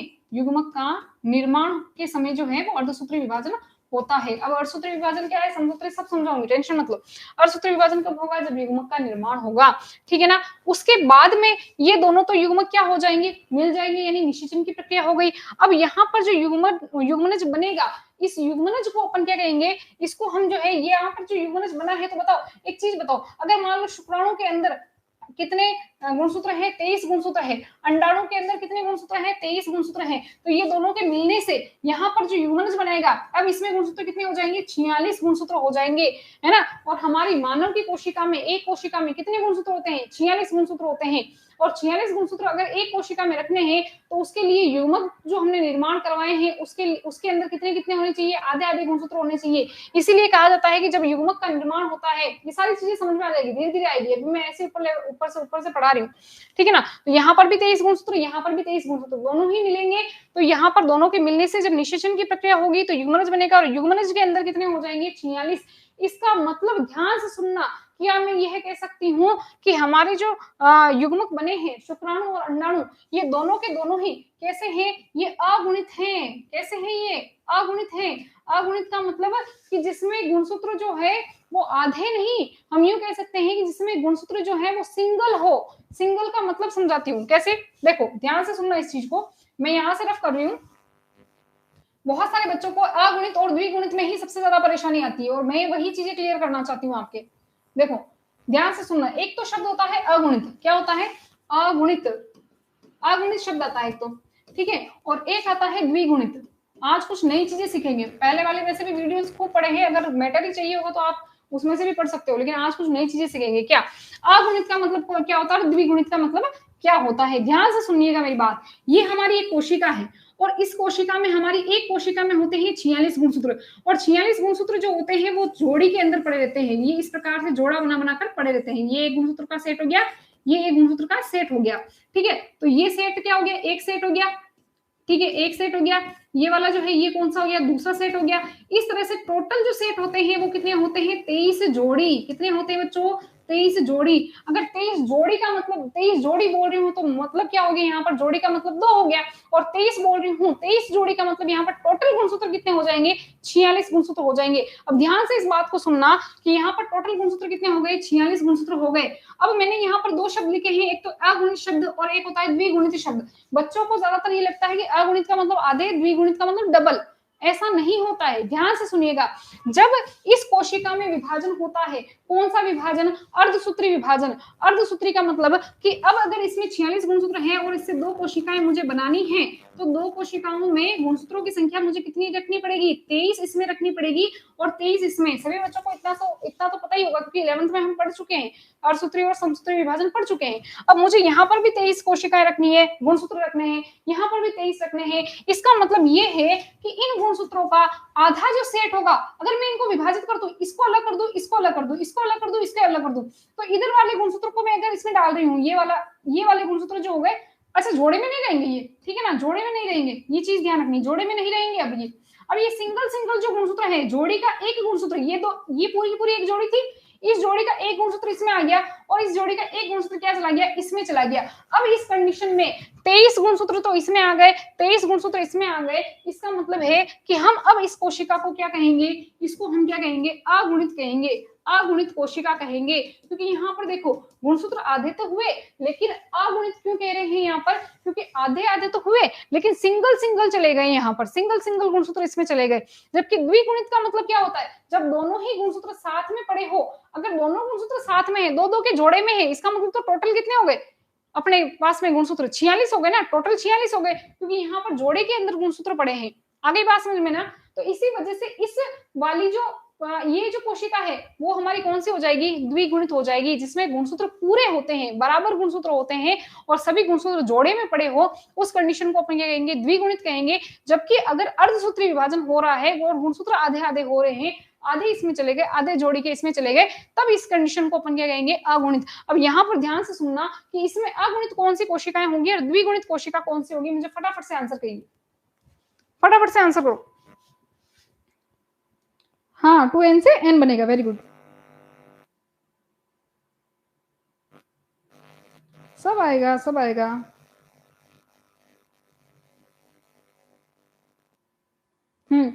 चलो अब देखो, तो इसमें अगुणित कोशिकाएं कौन सी हो गई बताओ, नर युग्मक जो है या मादा युग्मक जो है, ये सारी की सारी कौन सी हो गई बताओ, अगुणित। अगुणित को ही अपन अगर नॉर्मली से लिखना चाहे या इजी वे में तो उसको अपन एन टाइप लिखते हैं। और यहाँ पर जो युग्मनज है, अब बताओ युग्मनज में कितने गुणसूत्र हैं, 46 गुणसूत्र है ना, तो 46 है तो इसको अपन किस तरह से लिखेंगे, 2n लिखेंगे कि नहीं लिखेंगे, लिखेंगे, बिल्कुल लिखेंगे 2n टाइप में। या फिर इसी को अपन क्या कहते हैं, द्विगुणित। द्विगुणित क्यों, क्योंकि यहाँ पर गुणसूत्र जोड़े में पड़े हैं, यहाँ पर गुणसूत्र कैसे हैं, जोड़े में पड़े हैं, और जोड़े में पड़े होने के साथ साथ इनकी संख्या जो है वो पूरी बराबर हो जाएगी जितनी एक कोशिका में होनी चाहिए, इसीलिए यहाँ पर इसको अपन क्या कहेंगे, द्विगुणित कोशिका कहेंगे। आगे बात समझ में, यानी कि अब हम अच्छी तरह से डेफिनेशन जान चुके हैं लैंगिक जनन की, कि जिसमें अगुणित गुणसूत्र अगुणित युग्मकों का निर्माण हो, ऐसा जनन जिसमें अगुणित युग्मकों का निर्माण हो और वो युग्मक आपस में निषेचन की प्रक्रिया के फलस्वरूप क्या बना ले, द्विगुणित युग्मनज का निर्माण कर ले। किसका निर्माण कर ले, द्विगुणित युग्मनज का निर्माण कर ले। ऐसी प्रोसेस को, ऐसी प्रक्रिया को अपन क्या कहते हैं, अपन क्या कहते हैं, इसको लैंगिक जनन कहते हैं। थक गई अब तो मैं बोल बोल के, आप लोग भी कुछ ना कुछ बताया करें, है ना। हाँ ठीक है ना, तो ये अपना कंप्लीट हो गया लैंगिक जनन। अलैंगिक जनन में ना युग्मक बनेंगे तो भी निषेचन की प्रक्रिया नहीं होगी। लैंगिक जनन में युग्मकों का निर्माण भी होगा, निषेचन की प्रक्रिया भी होगी, ठीक है, वो क्या कहलाएंगे अपने लैंगिक जनन। ठीक है, चलिए लैंगिक जनन कंप्लीट हुआ अपना। अब नेक्स्ट है, बहुत ही प्यारा सा एक टॉपिक लेके आई हूँ आपके सामने। वो टॉपिक क्या है, बहुत ही इंपॉर्टेंट, जो कि सबके बच्चों के दिमाग में होता है कि लैंगिक और अलैंगिक जनन में अंतर क्या होता है, क्या फर्क है इन दोनों में। तो फर्क आपके सामने लिख रखा है, क्या देखो, लैंगिक और अलैंगिक जनन में अंतर। अब हम अपन पढ़ेंगे अंतर, जो कि मैंने नोट्स में लिखा रखे हैं बच्चों को, और ऐप के ऊपर भी ये नोट्स आपको मिल जाएंगे। मैं ये चीज बार बार बोल रही हूँ कि ऐप के ऊपर भी आपको ये नोट्स मिल जाएंगे, और जो बच्चा ऐप के ऊपर कोर्स लेना चाहते हैं उन्हीं को भी, और ऑफलाइन के जो बच्चे होते हैं उनको भी मैं ये नोट्स देती हूँ, ये प्रोवाइड करवाती हूँ, ठीक है ना, क्योंकि ये मैंने खुद ने बनाए हैं। चलिए, अब लैंगिक और अलैंगिक जनन में अंतर क्या है। तो पहली चीज तो ये कि अलैंगिक जनन जो होता है वो, अलैंगिक जनन नहीं, पहले लैंगिक जनन। लैंगिक जनन जो होता है वो कैसा होता है, द्विजनकीय होता है। क्या बताओ, इसमें दो जनक की जरूरत है क्या, बिल्कुल है। अभी तो अपन ने देखा कि लैंगिक जनन के अंदर एक नर होगा, एक मादा होगी, नर के अंदर नर युग्मक बनेगा, मादा के अंदर मादा युग्मक बनेगा, फिर वो दोनों युग्मक मिलेंगे तो दो युग्मक बन रहे हैं अलग अलग टाइप के। तो इसका मतलब कि जनक भी कितने चाहिए, दो जनक चाहिए। अब आप कहोगे जनक का मतलब, तो ऐसे जीव जो जन्म देते हैं, हमारे माता पिता हमारे लिए क्या हो गए, जनक हो गए। तो माता और पिता, दो जीवों की जरूरत पड़ी, या दो, हम यूं कह सकते हैं, देखो उनको हम जीव नहीं कह रहे, लेकिन वो भी एक प्रकार के क्या है, जीव ही है, हम भी जीव हैं, सभी जीव है इस दुनिया में, ठीक है। तो माता और पिता, दो इंसानों की जरूरत पड़ गई, ठीक है, ऐसे बोल देते हैं। तो उन दोनों की जरूरत पड़ी तभी हम इस दुनिया में आए, यानी कि नर के अंदर नर युग्मक बनेगा, मादा के अंदर मादा युग्मक बनेगा, दोनों मिलेंगे, फर्टिलाइजेशन होगा, निषेचन की प्रक्रिया होगी, तब जाकर हमारा निर्माण होगा। यानी कि दो जनक की कम से कम इसमें जरूरत होती है, कम से कम क्या, दो ही जनक की जरूरत होती है, ठीक है ना। फिर उसके बाद में अलैंगिक जनन की बात करें तो ये एक जनकीय होता है। एक जनकीय का मतलब समझ में आ गया होगा ना, क्योंकि अपन ने पहले पढ़ चुके हैं अपन उसकी विधियां। एक जनकीय का मतलब एक ही जनक, एक ही जीव से नया जीव बन गया, मैं हूं, यहाँ से मेरे से ही एक मान लो एक लड़की उत्पन्न हो जाती है, तो एक जनक ही हो गया भैया। जैसे कि अपने हाइड्रा में मुकुलन पड़ा, हाइड्रा के अंदर जो कलिका निकलती है या मुकुल के द्वारा जो होता है प्रक्रिया, उसमें एक ही हाइड्रा था, उसी से एक नया जीव बन गया। स्पंज के अंदर अपन ने पढ़ा है ना, विखंडन वगैरह पढ़ा अपन ने, और जैसे कि अपन ने द्विविखंडन पढ़ा अमीबा के अंदर, तो उसमें केवल एक एक जनक था, दो जनक की जरूरत नहीं थी, एक ही जनक से नया जीव उत्पन्न हो रहा था। और यहाँ पर लैंगिक जनन में दो जनक की जरूरत पड़ेगी, ठीक है ना। फिर उसके बाद में देखो, इसमें हमेशा ही कौन सा विभाजन होता है, अर्धसूत्री विभाजन। किसमें, लैंगिक जनन में। अभी भी बताया था मैंने कि युग्मक का निर्माण अर्धसूत्री विभाजन के द्वारा होगा। कैसे क्या होगा वो सब आगे डिटेल में बताऊंगी मैं, ठीक है ना। लेकिन लैंगिक जनन में अर्धसूत्री विभाजन होता है, जबकि अलैंगिक जनन की बात करें तो इसमें अर्धसूत्री विभाजन नहीं होता है, इसमें हमेशा ही समसूत्री विभाजन होता है। इसका आपको ये चीज भी आपको ध्यान रखनी है कि इसमें हमेशा ही कौन सा विभाजन होगा, समसूत्री विभाजन होगा। कौन सा विभाजन होगा, समसूत्री विभाजन, ठीक है। उसके बाद अगर अपन बात करें लैंगिक जनन की, तो ये जो जनन की एक विधि है वो कैसी है ये विधि, ये धीमी विधि है, बहुत धीमी चलेगी। क्यों, क्योंकि भैया पहले तो दो जनक चाहिए, ठीक है ना, फिर उन दो जनकों के अंदर युग्मक बनेगा, फिर वो युग्मक मिलेंगे, फिर निषेचन की प्रक्रिया होगी, फिर युग्मनज बनेगा, फिर युग्मनज से नया जीव बनेगा। तो बताओ कितनी लंबी प्रोसेस हो गई कि नहीं हो गई। लेकिन अलैंगिक जनन की बात करें तो ये कैसी होती है, तीव्र विधि होती है। तीव्र क्यों भैया, क्योंकि इसके अंदर एक ही जीव से नया जीव बन रहा है, ना तो युग्मक बन रहे हैं, ना निषेचन की प्रक्रिया हो रही है, ना युग्मनज बन रहा है, कोई प्रोसेस नहीं, एक जीव है। अच्छा, दूसरे जनक को ढूंढने की भी जरूरत नहीं है। लैंगिक जनन में तो एक जनक से काम नहीं चलने वाला, दूसरे जनक का होना जरूरी है, लेकिन इसमें जरूरी है क्या, नहीं है। इसमें एक ही जीव से नया जीव बन रहा है, तो इस वजह से इसके अंदर जो है ये वाली जो प्रक्रिया है ये कैसी है, तीव्र है। अब बताओ लैंगिक जनन में कितने कम संख्या में ही संतति उत्पन्न होगी ना भाई मान लो मानव में जनन है तो एक टाइम पे वो कितने बच्चे दे देंगे, एक टाइम पे या तो एक बच्चा ही होता है नॉर्मली, या फिर दो हो जाते हैं, कभी भी तीन चार हो जाते हैं, वो बात अलग है। लेकिन कम संख्या में ही जीव जो है वो उत्पन्न होता है। लेकिन अगर आप अलैंगिक जनन की बात करते हैं तो इसमें कम संख्या में भी ज्यादा संतति उत्पन्न की जा सकती है। मान लो मैंने आपको उस दिन मैंने बताया था कि जो अपने स्पंज जो होते हैं, स्पंज के अंदर विखंडन होता है, या आर्क्योसाइट नामक कोशिकाएं बनती है जो कि जेम्यूल के अंदर बनती हैं। उन जेम्यूल के अंदर जो आर्क्योसाइट कोशिकाएं होती है, जब वो बाहर निकलती है तो वो नए जीवों को जन्म देती है। ऐसी आर्क्योसाइट बहुत सारी होती है, तो एक ही समय में बहुत सारे जीव बन सकते हैं। लेकिन यहाँ पर एक ही समय में एक दो ही जीव बनेंगे, कम संख्या में जीव उत्पन्न होंगे। लेकिन अलैंगिक जनन में संख्या क्या होगी, ज्यादा होगी, ठीक है ना। इसके अलावा लैंगिक जनन के अंदर इसमें लैंगिक अंगों का निर्माण होता है, बिल्कुल होता है, जैसे कि मादा जनन अंग हो गया, नर के अंदर नर जनन अंग हो गया, वो सारी चीजें अपन थर्ड चैप्टर में पढ़ेंगे। लेकिन इसके अंदर लैंगिक अंगों के निर्माण नहीं होता है। क्या जरूरत है लैंगिक अंग के निर्माण, अपन ने हाइड्रा देखा उसमें से मुकुलन हो रहा था, कहीं से भी वो गांठ उत्पन्न हो सकती है। लैंगिक अंगों की जरूरत कहाँ है वहां पर, ठीक है ना। इसके अलावा यहाँ पर देखिए कि उत्पन्न संतति दोनों जनक से कुछ भिन्नता रखती है, भिन्नता तो रखेगी, माता के लक्षण आएंगे, पिता के लक्षण आएंगे, अर्धसूत्री विभाजन हो रहा है उसमें, तो दो जीवों के लक्षण एक जीव में आ रहे हैं तो विभिन्नता तो आएगी ना। ऐसा तो नहीं कि सेम टू सेम मम्मी पे चला गया, सेम टू सेम पापा पे चला गया, नहीं, कभी नहीं होगा ऐसा। लेकिन यहाँ पर अगर हम बात करें किसकी, अलैंगिक जनन की, तो उत्पन्न संतति के अंदर आनुवंशिक रूप से जनक के बिल्कुल वो समान ही होता है। अगर मुझे से एक लड़की यहाँ पर नहीं बन रही तो वो मेरी फोटोकॉपी तो होगी, बिल्कुल मेरे जैसी तो होगी, अलग से क्यों होगी, ठीक है ना। तो उसके अंदर जो है वो आनुवंशिक रूप से किसके समान होगी, बिल्कुल अपने जनक के समान जो नया जीव होगा। इसमें भ्रूणीय प्रकृति का होता है, इसमें भ्रूण बनता है। ये कोई भ्रूणीय नहीं होता, इसमें काइजेनिक या सोमेटोजेनिक होता है। इसका मतलब है कि यहाँ पर भ्रूण का निर्माण नहीं होगा, डायरेक्ट शरीर का निर्माण होगा, भ्रूण कुछ नहीं बनने वाला यहाँ पर, ठीक है ना। ये जैव विकास, अनुकूलन और विभिन्नता में सहायक होता है। जैव विकास, अनुकूलन सब कुछ धीरे धीरे आएगा।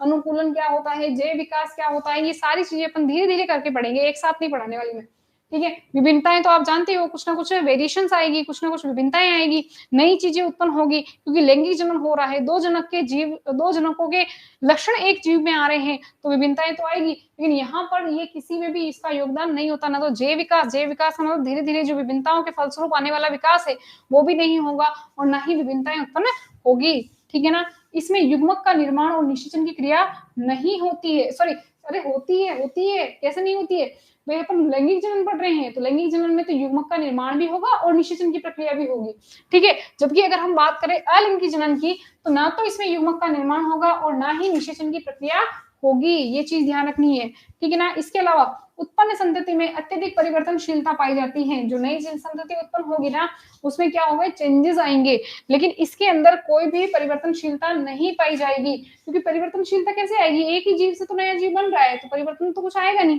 ठीक है ना। ये हो गया आपका लैंगिक और अलैंगिक जनन, इसमें आप स्क्रीनशॉट भी ले सकते हो, बहुत अच्छा सा टॉपिक है और समझने के लिए आसानी रहेगी कि लैंगिक और अलैंगिक जनन में अंतर क्या होता है। पानी पी लेती हूँ थोड़ा, तब तक आप स्क्रीनशॉट ले लो।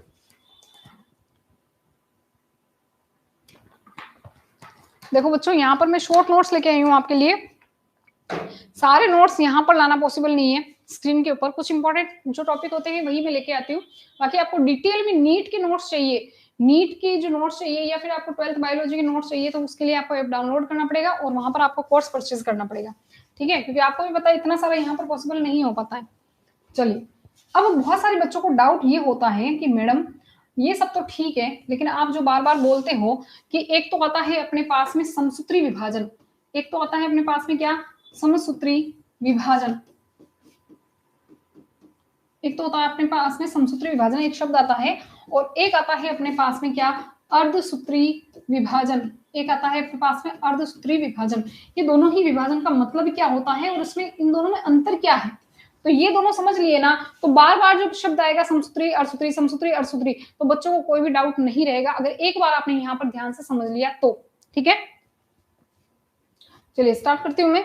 आज तो बच्चों के सवाल वगैरह भी कुछ नहीं आ रहे, बस देख रहे हैं क्लास को, है कोई सवाल नहीं कुछ नहीं।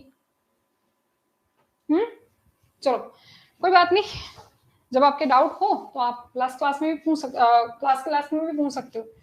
अब होता क्या है, सूत्री विभाजन और अर्धसूत्री विभाजन का मैं मेन जो अंतर है वो बता देती हूँ, बाकी मैंने क्लासें भी डाल रखी है समसूत्री और अर्धसूत्री विभाजन में से रिलेटेड, बहुत पहले डाल चुकी हूँ मैं ये क्लासें, तो वहां पर भी आप देख सकते हो। चलो देख लेते हैं। अब पहले शब्द तो अपन बात कर लेते हैं विभाजन की। तो विभाजन का मतलब क्या होता है, जैसे ये है एक अपनी कोशिका, और सभी बच्चों को पता है कि कोशिका के अंदर होता है हमारा केंद्रक, क्या होता है, केंद्रक, और एक केंद्रक के अंदर हमारी अगर बात करूं तो हमारे एक केंद्रक में गुणसूत्र जो होते हैं वो होते हैं 46। कितने होते हैं, 46, ठीक है ना। अब होता क्या है, विभाजन का मतलब क्या है, यहाँ पर अगर ये कोशिका जो है वो दो भागों में बट जाती है, ये एक कोशिका हो गई, ये दूसरी कोशिका हो गई, इसमें भी केंद्रक होगा इसमें भी केंद्रक होगा, पर मैं बना दी रही। अब ये दो भागों में बट रही है, अब गुणसूत्र कितने आ रहे हैं, इसमें 46 है, अब इसमें 46 हो कितने भी हो उससे हमें कोई मतलब नहीं है, अभी हम विभाजन का बात कर रहे हैं। तो विभाजन का मतलब होता है कि जब एक कोशिका दो भागों में बढ़ जाती है तो इस प्रक्रिया को अपन क्या कहेंगे, विभाजन कहेंगे। बहुत इंपॉर्टेंट है भाई विभाजन, तो जरूरी है अपने लिए विभाजन। विभाजन नहीं होगा तो हमारे शरीर की ग्रोथ कैसे होगी, युग्मकों का निर्माण कैसे होगा, कभी चोट लग गई तो नए अंगों का पुनर्निर्माण कैसे होगा, चोट जो होगी वो भरेगी कैसे, तो बहुत सारी चीजों के लिए इंपॉर्टेंट है अपनी कोशिकाएं। जब हम छोटे बेबी थे तब आपको पता हो भाई, जब हम छोटे थे तो हमारा आकार अभी भी उतना ही थोड़ी है, हमारा आकार बड़ा है क्योंकि कोशिकाओं का विभाजन हुआ है, कोशिकाएं नई बनी है ना, आकार इस प्रकार से बड़ा है। जैसे कि आपको अगर घर बनाना है तो घर बनाने के लिए आप सबसे पहले शुरुआत कहाँ से करोगे, ईंटों से, तो एक ईंट से तो घर बनेगा नहीं, और बहुत सारी ईंट लगाओगे तब जाकर उस दीवार की मोटाई चौड़ाई लंबाई सब बढ़ेगी। वैसे ही हमारे अंदर भी क्या है, कोशिकाओं की जरूरत है, नई नई कोशिकाओं की जरूरत है, और सभी बच्चों ने कोशिका सिद्धांत पढ़ रखा है कि अगर नई कोशिकाएं बनानी है तो पुरानी कोशिकाओं से नई कोशिकाओं का निर्माण होगा। अब बताओ इसमें पुरानी कौन हो गई, ये हो गई, और इसी पुरानी से नई कोशिकाएं जो ये दोनों बन रही हैं, तो यही एक प्रकार का क्या हो गया, विभाजन हो गया। ये तो हम सभी को पता है, लेकिन यहाँ पर विभाजन की बात तो हम कर ही रहे हैं, लेकिन यहाँ पर एक चीज और आ रही है कि यहाँ पर विभाजन दो प्रकार से हो रहा है। नॉर्मली एक जीव के अंदर जो है विभाजन दो प्रकार का होता है। अब ये मत कहना कि मैडम आपने तो कहा था लैंगिक जनन में अर्धसूत्री विभाजन होता है, तो क्या हमारे अंदर समसूत्री नहीं होता क्या, बिल्कुल होता है, कहाँ होता है वो बात की बात है। पहले यहाँ पर आप समझिएगा ध्यान से कि विभाजन जो है वो दो प्रकार का हो रहा है, एक ये और दूसरा अपना ये, ठीक है, पहला समसूत्री विभाजन और एक है अपना अर्धसूत्री विभाजन। गुड मॉर्निंग अशोक, कौन से सब्जेक्ट की क्लास लगेगी, देखो रोज शाम को आपकी क्लास लग रही है अपनी केमिस्ट्री की, रोज शाम 6 बजे क्लास लग रही है केमिस्ट्री की, और सुबह सुबह मॉर्निंग में 6 बजे आपकी लगेगी बायो की, और धीरे धीरे फिजिक्स की और इंग्लिश की क्लासें भी आपके बहुत ही जल्दी स्टार्ट हो जाएगी, ठीक है ना। तो सारी क्लासेस स्टार्ट हो जाएगी, पहले हमने बायो की और केमिस्ट्री की स्टार्ट कर दी है, धीरे धीरे सारी क्लासेस स्टार्ट हो जाएगी। आप लोग बने रहिए इन क्लासों के साथ में, सब्सक्राइब जरूर कर ले ताकि जब भी ये क्लास आए आपके पास में नोटिफिकेशन जरूर आ जाए, है ना, क्योंकि बच्चों को टाइमिंग का पता नहीं रहता ना, इसीलिए। चलो अब देख लेते हैं समसूत्री का मतलब क्या है। देखो दो शब्द आए हैं यहाँ पर, एक तो आया है आपका सम और है सूत्री। सम का मतलब होता है समान, ठीक है, और सूत्री का मतलब होता है गुणसूत्र। क्या होता है, गुणसूत्र।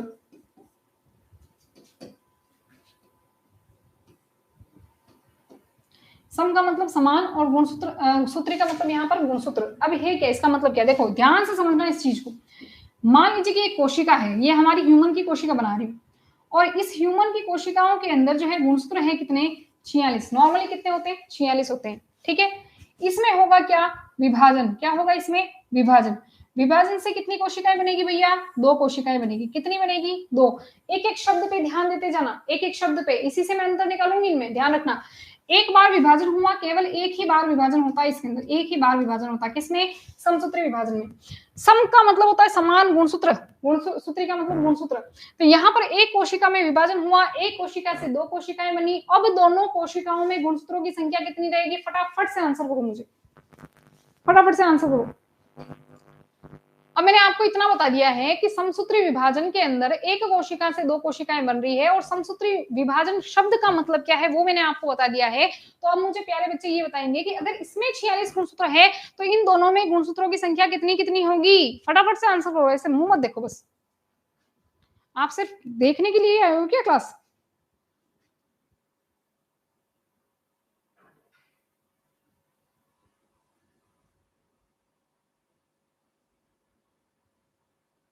अरे आंसर करो भाई, जितने बच्चे देख रहे हैं उतने तो आंसर करो।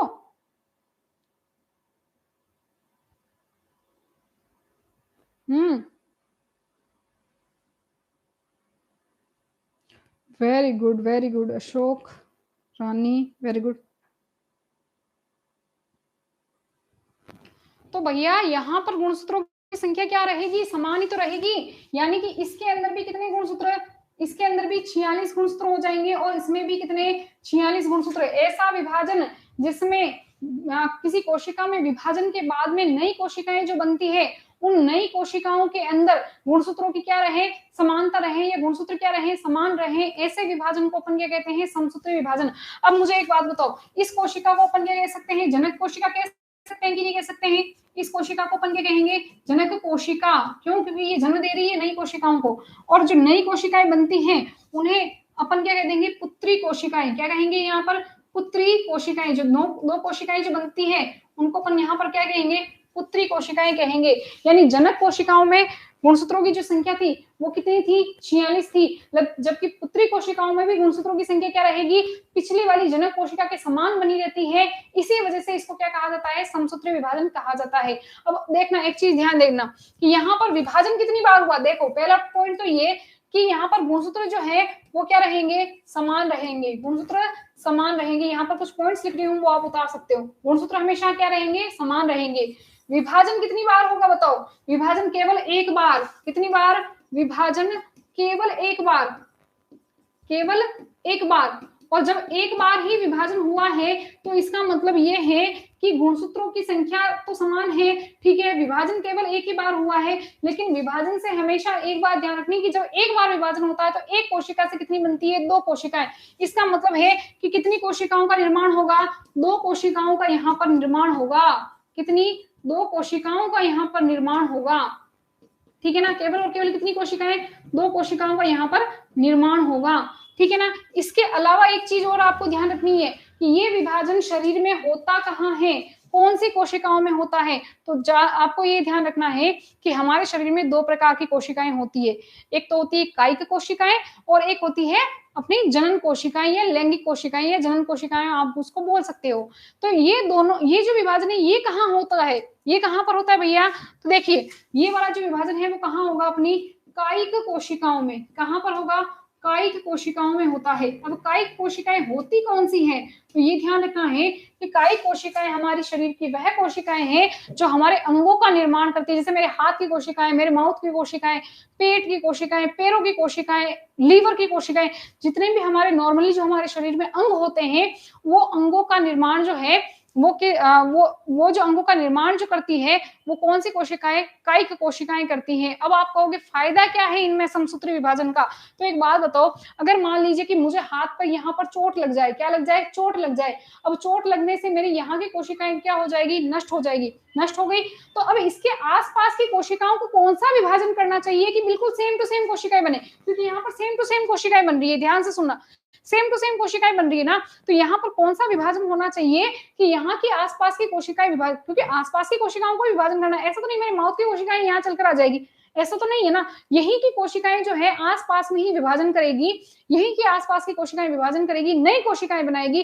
तो बताओ यहाँ पर कौन सा विभाजन होना चाहिए, समसूत्री विभाजन होना चाहिए, ताकि गुणसूत्रों की संख्या समान बनी रहे और गुणसूत्रों की संख्या के अलावा भी कोशिकाएं जो है वो समान रहे, इसलिए कायिक कोशिकाओं में ये समसूत्री विभाजन होता है। फिर से बता रही हूं कि समसूत्री विभाजन में क्या होगा, गुणसूत्रों की संख्या हमेशा ही समान बनी रहेगी, एक बार विभाजन होगा, एक कोशिकाएं से दो कोशिकाएं बनेगी, और यहाँ पर जो है कायिक कोशिकाओं के अंदर जो है ये समसूत्री विभाजन होगा। अब हम बात कर लेते हैं अर्धसूत्री विभाजन की। चलो भैया अर्धसूत्री विभाजन की बात करते हैं। अर्धसूत्री विभाजन के अंदर भी पहली जो कोशिका होती है उसमें हमेशा ही कितने गुणसूत्र होते हैं, 46, क्योंकि हमारे शरीर की प्रत्येक कोशिका में गुणसूत्रों की संख्या कितनी रहेगी, 46 रहेगी। ठीक है, 46 गुणसूत्र होंगे। अब होता क्या है कि इसके अंदर पहली बार जब विभाजन होता है, देखो मैंने यहाँ पर शब्द लिया है पहली बार, इसका मतलब दूसरी बार भी होगा, ठीक है ना। अब एक कोशिकाओं से यहाँ पर कितनी कोशिकाएं बनेगी, यहाँ पर पहली बार में तो मैंने आपको बताया है कि एक बार जब कोशिका विभाजन करती है तो एक बार में हमेशा ही दो ही कोशिकाएं बनती है, तो यहाँ पर दो कोशिकाएं बनी।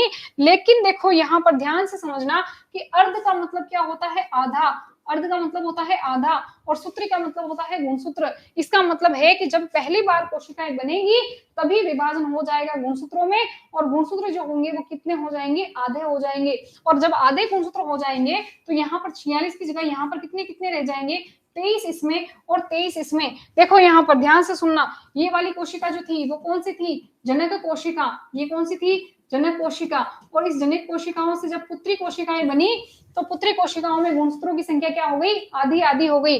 पहली बार जब विभाजन हुआ तब की बात कर रहे हैं। अब मैंने कहा पहली बार, इसका मतलब यहाँ पर दूसरी बार भी विभाजन होगा, इसमें भी होगा और इस कोशिका में भी होगा, ठीक है ना।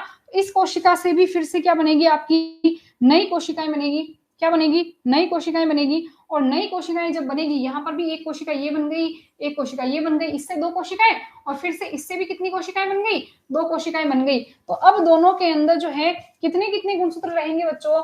अब ये नहीं करना है कि यहाँ पर 23 है तो 23 का यहाँ पर आधा कर लो, आधा नहीं होगा। अब यहाँ पर ये जो विभाजन होगा, कौन सा वाला विभाजन है, ये दूसरा वाला विभाजन है। यानी कि अर्धसूत्री विभाजन कितनी बार होता है, दो बार, जबकि समसूत्री विभाजन कितनी बार होता है, एक बार। अर्धसूत्री विभाजन जब दो बार हुआ तो यहाँ पर जो लास्ट में जो चार कोशिकाएं बनी है, इनमें भी गुणसूत्र कितने रहेंगे, 23 ही रहेंगे, इनमें आधे नहीं करने हैं। यानी कि हम यूं कह सकते हैं कि अर्धसूत्री विभाजन जो द्वितीय है वो द्वितीय अर्धसूत्री विभाजन किसकी तरह है, बिल्कुल द्वितीय अर्धसूत्री विभाजन समसूत्री विभाजन की तरह है। तभी तो यहाँ पर पहले जनक कोशिका, अब इनके लिए तो जनक कोशिका यही हो गई ना, तो इनसे ही इसी की जैसी नई कोशिकाएं बनेगी यहाँ पर, और गुणसूत्रों की संख्या कितनी हो जाएगी, यहाँ पर आधी रह जाएगी। तो अब यहाँ पर कोशिकाओं का जो निर्माण हुआ है वो कितनी कोशिकाएं बनी है बताओ, एक कोशिका थी, एक से लास्ट में कितनी कोशिकाएं बनी है, 4 सेल्स बनी है, यहाँ पर 4 कोशिकाएं बनी है यहाँ पर। जबकि यहाँ पर अगर हम देखें तो इनसे दोनों से यहाँ से अगर हम बात करें समसूत्र विभाजन की, तो यहाँ पर 2 सेल ही बनती है एक कोशिका से, जबकि वहां पर कितनी बनी है, 4 कोशिकाएं बनी है। आ गई बात समझ में। अब यहाँ पर ध्यान से सुननी है अपने को बात, क्या कि देखो समसूत्री विभाजन जो है वो, इसमें गुणसूत्रों की संख्या क्या रहती है, समान रहती है। पहला अंतर यहाँ पर देखो, गुणसूत्रों की संख्या समान, लेकिन यहाँ पर गुणसूत्रों की संख्या क्या समान रही क्या, नहीं, क्योंकि यहाँ पर अर्धसूत्री विभाजन हुआ है। अर्ध का मतलब ही होता है आधा। तो जनक कोशिकाओं में कितनी थी, 46 गुणसूत्र थे। तो यहाँ पर जो 4 सेल बनी इनमें कितने रह गए, 23 गुणसूत्र रह गए। कितने रह गए, 23 गुणसूत्र रह गए। पहला अंतर तो ये आपको पता चल गया समसूत्री और अर्धसूत्री में। फिर देखो विभाजन कितनी बार हुआ, केवल एक बार, जबकि यहाँ पर विभाजन कितनी बार हुआ, 2 बार। कितनी बार, 2 बार, ठीक है। फिर उसमें देखो यहाँ पर निर्माण कितनी कोशिकाओं का होता है, 2 ही कोशिकाएं बनती है, यहाँ पर हमेशा 2 ही कोशिकाएं बनेगी। जबकि यहाँ पर देखो कितनी कोशिकाओं का निर्माण हुआ, 4 कोशिकाओं का। अब सबसे इंपॉर्टेंट बात ये आती है कि समसूत्री विभाजन तो होता है कायिक कोशिकाओं के अंदर, तो अर्धसूत्री विभाजन कहाँ पर होगा, अर्धसूत्री विभाजन कहाँ होगा बताओ। अर्धसूत्री विभाजन कहाँ होगा, तो यहाँ लिख रही हूँ, अर्धसूत्री विभाजन जो है वो कौन सी कोशिकाओं में होता है, लैंगिक कोशिकाओं के अंदर, या लैंगिक कोशिकाओं को ही अपन ये कह सकते हैं जनन कोशिकाएं, ठीक है ना। तो ये जो विभाजन होता है ये कहाँ होता है, जनन कोशिकाओं के अंदर होता है। कहाँ होता है? जनन कोशिकाएं या लैंगिक कोशिकाओं के अंदर। अब आप कहोगे कि जनन कोशिकाएं या लैंगिक कोशिकाएं कौन सी होती है? तो जो कोशिकाएं युग्मक का निर्माण करती है, जैसे कि नर के अंदर नर युग्मक, जैसे कि शुक्राणु बनाने वाली कोशिकाएं, ठीक है। फिर अपन बात करते हैं मादा की, तो मादा के अंदर कौन सा विभाजन? अच्छा इसको थोड़ा देखो, काट लेना, इसको थोड़ा मिस्टेक हो गया यहाँ पर, पहले पढ़ चुके हैं वैसे बहुविखंडन, ठीक है ना। अब देखो लैंगिक कोशिकाएं वो कोशिकाएं होती हैं, लैंगिक कोशिकाओं में कौन सा विभाजन होता है बताओ? अभी भी बताया मैंने, लैंगिक कोशिकाओं में, लैंगिक कोशिकाएं वह कोशिकाएं होती हैं जो किसका निर्माण करे? युग्मक का निर्माण करे। किसका निर्माण करे? युग्मक का निर्माण करे। वो होती है अपनी कौन सी वाली कोशिकाएं? लैंगिक कोशिकाएं। और इनमें हमेशा ही कौन सा विभाजन होगा भैया? अर्धसूत्री विभाजन। कौन सा विभाजन होगा? अर्धसूत्री विभाजन। अब आप कहोगे कि यहाँ पर अर्धसूत्री विभाजन करवाने का क्या मतलब है? तो अब ध्यान से सुनना इस चीज को। मान लो कि ये कोई कोशिका है, ये कोई कोशिका है, जो कि ये कोशिका कहाँ है? नर में, और ये भी लैंगिक कोशिका है, और ये एक कोशिका है जो मादा के अंदर है। अब मुझे एक बात बताओ, इसमें स्टार्टिंग में कोशिकाओं में गुणसूत्र कितने रहेंगे? इसमें भी कितने रहेंगे? 46 रहेंगे। इसमें भी कितने रहेंगे? 46 रहेंगे। अब यहाँ पर क्या होता है कि यहाँ पर जो है, बताओ, नर के अंदर लैंगिक कोशिका है, तो नर के अंदर नर युग्मक बनाएगी ना, और नर युग्मक बनाएगी तो वो कौन सा युग्मक होगा? वो शुक्राणु होगा। ये लो, ये शुक्राणु अपन ने बना लिए यहाँ पर। और जो मादा होगी, मादा के अंदर कौन बनेगा? अंडाणु बनेगा ना। लो ये अपने अपन ने बना दिया मादा युग्मक अंडाणु। तो अब मुझे एक बात बताओ, यहाँ पर इन कोशिकाओं में कौन सा विभाजन होना चाहिए कि इन दोनों में आधे आधे गुणसूत्र हो जाए? कौन सा विभाजन होना चाहिए कि आधे आधे गुणसूत्र हो जाए? क्योंकि आगे जाकर इन्हीं को मिलना है वापस, आगे जाकर यही मिलेंगे और मिलकर फिर से युग्मनज बनाएंगे, और उसमें समान गुणसूत्र होने चाहिए क्योंकि उसी से नया जीव बनना है। तो यहाँ पर ध्यान रखिएगा कि इसमें कौन सा विभाजन होना चाहिए? इसके अंदर जो है हमेशा ही अर्धसूत्री विभाजन होना चाहिए। अर्धसूत्री विभाजन होगा तभी तो इसके अंदर भी 23 गुणसूत्र आएंगे, और इसमें भी कितने आएंगे? 23 गुणसूत्र आएंगे, और 23 दोनों में हो जाएंगे, तभी तो ये आगे जाकर मिलेंगे। और आगे जाकर मिलने के बाद में ये कौन सी प्रक्रिया करेंगे? निषेचन की प्रक्रिया करेंगे। कौन सी प्रक्रिया? निषेचन की प्रक्रिया या फर्टिलाइजेशन की प्रक्रिया करेंगे। और फर्टिलाइजेशन से क्या बनता है? फर्टिलाइजेशन से क्या बनता है? अपना युग्मनज बनता है। क्या बनता है? युग्मनज। अब मुझे बताओ कि इसी युग्मनज से अगर मुझे बनाना है पूरा का पूरा भ्रूण, और इसी भ्रूण से बनाना है मुझे नया जीव, क्या बनाना है? नया जीव। और आप सभी को पता है कि नए जीव के अंदर जो गुणसूत्र होते हैं वो कितने होंगे? एक कोशिका में 46। अगर ये नया जीव भ्रूण से बना है तो इसमें भी कितने होने चाहिए? 46 होने चाहिए। और भ्रूण किससे बना है अपना? युग्मनज से। तो बताओ युग्मनज में भी कितने गुणसूत्र होने चाहिए? यहाँ पर 46 होने चाहिए। लेकिन यहाँ पर बात ये आती है कि अगर यहाँ पर 46 होने चाहिए, तो बताओ इनमें कितने कितने होने चाहिए, ताकि यहाँ पर टोटल मिलाकर 46 हो जाएंगे। तो यहाँ पर 23 होने चाहिए ना भैया, 23 होंगे तभी तो यहाँ पर 46 होंगे। अगर यहाँ पर पहले से ही 46 हो गए, इनमें भी 46, इसमें भी 46, तो फिर यहाँ तो डबल हो जाएंगे, और यहाँ डबल हो जाएंगे तो भ्रूण में डबल हो जाएंगे, और भ्रूण में डबल हो गए तो फिर नए जीव के अंदर डबल हो जाएंगे। इस तरह से डबल डबल होते ही जाएंगे। हमें तो एक जीव के अंदर 46 कोशिकाएं, 46 गुणसूत्र रखने हैं एक जीव के अंदर, एक कोशिका के अंदर। तो इसका मतलब अगर इसमें 46, नए जीव में 46 है, नया जीव किससे बना है? भ्रूण से, तो भ्रूण में भी 46 होना चाहिए। और भ्रूण अगर 46 है भ्रूण में, तो युग्मनज में भी 46 होने चाहिए। और 46 कब होंगे? जब यहाँ पर युग्मकों के अंदर जो है आधे आधे गुणसूत्र होंगे, तभी तो 46 होंगे ना, ठीक है ना। और वो कब होंगे? जब ये जो दोनों ही लैंगिक जो कोशिकाएं हैं, ये दोनों कौन सी कोशिकाएं हैं? ये जनन कोशिका है ना, जनन सेल है, जनन कोशिकाएं हैं। इनके अंदर कौन सा विभाजन होगा? अर्धसूत्री विभाजन होगा, तभी तो आधे आधे गुणसूत्र होंगे, तभी तो आधे आधे गुणसूत्र होंगे। वरना अगर यहाँ पर बताओ समसूत्री हो जाता, इसकी जगह अर्धसूत्री की जगह पे यहाँ पर समसूत्री हो जाता, तो यहाँ पर भी कितने हो जाते? यहाँ पर भी कितने हो जाते? फिर 46। और फिर यहाँ पर भी कितने होते? 46। और 46 को जोड़ दो, कितने हो जाते? 92। फिर 92 यहाँ पर भी, फिर यहाँ पर भी, और यहाँ पर भी। क्या नए जीव में एक कोशिका में 92 गुणसूत्र पॉसिबल है क्या? नहीं है। आगे होगी यहाँ तक बात समझ में आपको सभी को क्लियर? यस और नो में जवाब दे दो फटाफट से। मैं ठीक हूँ बिल्कुल विधि, गुड मॉर्निंग। बताओ यहाँ तक सभी बच्चों को समझ में आ गया हो तो यस और नो में फटाफट से आंसर कर दो।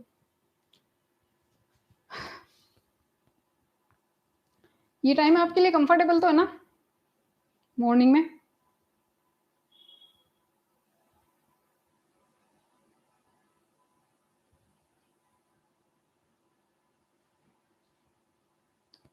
बोलो रे भाई, बाकी कहाँ गए सब?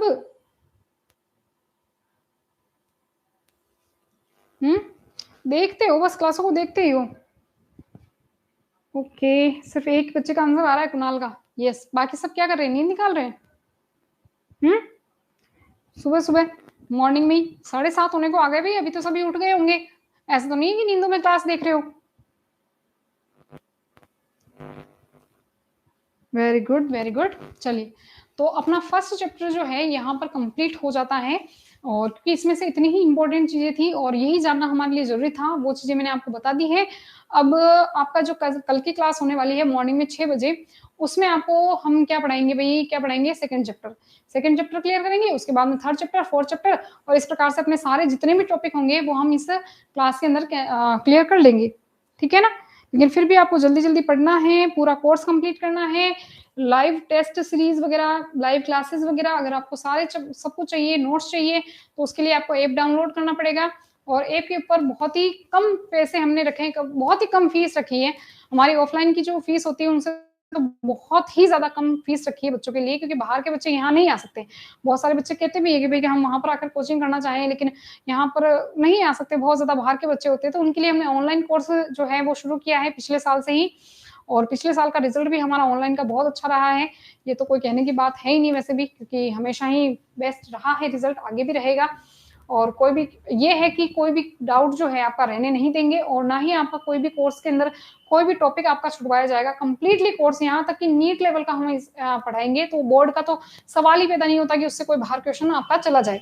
तो फटाफट से आपको जिसको भी कोर्स परचेज करना है वो कर लीजिए। नीट की क्लास देखो बच्चों, नीट के लिए आपको स्पेशली 12th के रिकॉर्डेड बैच आपको मिल जाएंगे, और वहां पर आपको ऐप के ऊपर मिल जाएंगे 12th के स्पेशली। और 11th के लिए मैं जल्दी स्टार्ट करूंगी, मैं सोच रही हूँ कि एक बार 11th का भी एक अपना स्टार्ट कर लिया जाए, ताकि जो बच्चे नीट की तैयारी कर रहे हैं वो 11th का भी पढ़ ले। सिर्फ 12th का ही नहीं आता ना, नीट के अंदर 11th का भी आता है, तो वो भी हम जल्दी स्टार्ट कर लेंगे। और बाकी आपको बहुत ही इसी साल पढ़ना है, और 2024 के अंदर आपको एग्जाम देने हैं, तो फिर उसके लिए आप ऐप डाउनलोड कीजिए और ऐप के ऊपर जाइए और कोर्स आप परचेज कर लीजिए, तो वहां पर आपको कोर्स भी मिल जाएगा पूरा कंप्लीटली। ठीक है?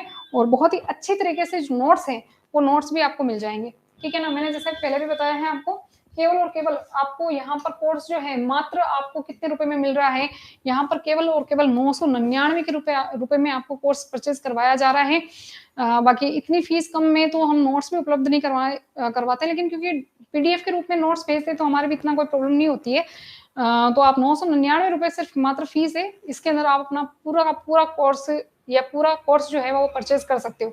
इसमें मिलने क्या वाली है चीजें, तो आपको पीडीएफ नोट्स मिल जाएंगे। नोट्स जो मैंने अभी आपको दिखाए थे वो सारे के नोट्स, सारे इतने बेस्ट नोट्स हैं कि इससे बाहर आपका कुछ भी जाएगा नहीं, तो वो नोट्स आपको मिल जाएंगे। इसके अलावा आपको लाइव क्लासेस मिलेगी रोज की रोज, जिसमें आप अपने डाउट्स क्लियर कर सकते हो, है ना? जो भी आपके मन में डाउट हो वो आप वहीं से कमेंट करके आप क्लियर कर सकते हो। वैसे फोन भी कर सकते हैं, अगर कोई बच्चे मान लीजिए कि डाउट्स उस पर समझ में नहीं आ रहे कमेंट में या मैसेज में, तो वो फोन भी कर सकते हैं।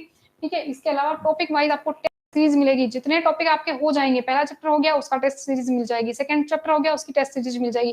टेस्ट सीरीज से फायदा ये रहेगा कि आपको पता रहेगा कि हमारी कितनी तैयारी हो रही है और हमने कितना अच्छे से क्लियर कर लिया है इस चैप्टर को, फिर ताकि एग्जाम के अंदर वही क्वेश्चन आ जाए तो वो क्वेश्चन आप वहां पर गलत ना कर पाओ, है ना? तो वो सारी सारी टेस्ट सीरीज भी आपको वहां पर मिल जाएगी।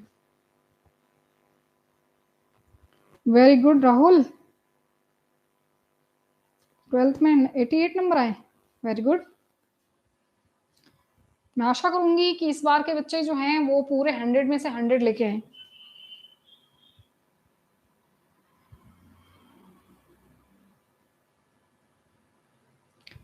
ठीक है? तो उसके लिए हम तैयारी भी अच्छे से करवाएंगे आपकी, लेकिन उसके लिए आपको कंटिन्यू बना रहना पड़ेगा क्लासेस के साथ में। देखो बच्चों, ज़्यादा ज़्यादा जब शेयर करते हो आप क्लासेस, या ज़्यादा ज़्यादा व्यूज़ आते हैं, या फिर ज़्यादा बच्चे जब हमसे जुड़ते हैं, तो हमें भी जोश आता है कि नहीं, हमें रोज़ रेगुलर क्लासेस लेनी है, अच्छा मैटर देना है बच्चों को, और भी ज़्यादा अच्छा कर पाए, तो हमें भी थोड़ा जोश की ज़रूरत होती है। अब यूट्यूब पे आपका कोई वो तो है नहीं, फीस तो लग नहीं रही है, ऐसा तो नहीं है कि आपकी कोई फीस ले रहे हैं हम लोग, फ्री क्लासेस हैं। बस आपको करना यही है कि सब्सक्राइब करके जाना है, ताकि आपको पता रहे कि आपकी क्लासेस कब आ रही है। और ज्यादा से ज्यादा ये क्लासेस उन बच्चों को शेयर कीजिए जो कहीं पर भी कोचिंग नहीं कर रहे हैं और जो अपने घर पे रहकर तैयारी कर रहे हैं। ठीक है? हिंदी मीडियम के स्टूडेंट है ज्यादातर, उन बच्चों को ज्यादा से ज्यादा ये क्लासेस शेयर कीजिए, ताकि उनके लिए भी ये फायदा हो सके, है ना? घर पे बैठे ही वो पढ़ाई अपनी जारी कर सके। और हम्म केमिस्ट्री का टाइम है आपकी शाम को 6 बजे। 6 बजे आपको केमिस्ट्री क्लास होगी और सुबह 6 बजे जो है, शाम को 6 बजे आपकी केमिस्ट्री क्लास होगी और मॉर्निंग में 6 बजे आपकी जो है वो बायो की क्लास हो जाएगी। ठीक है?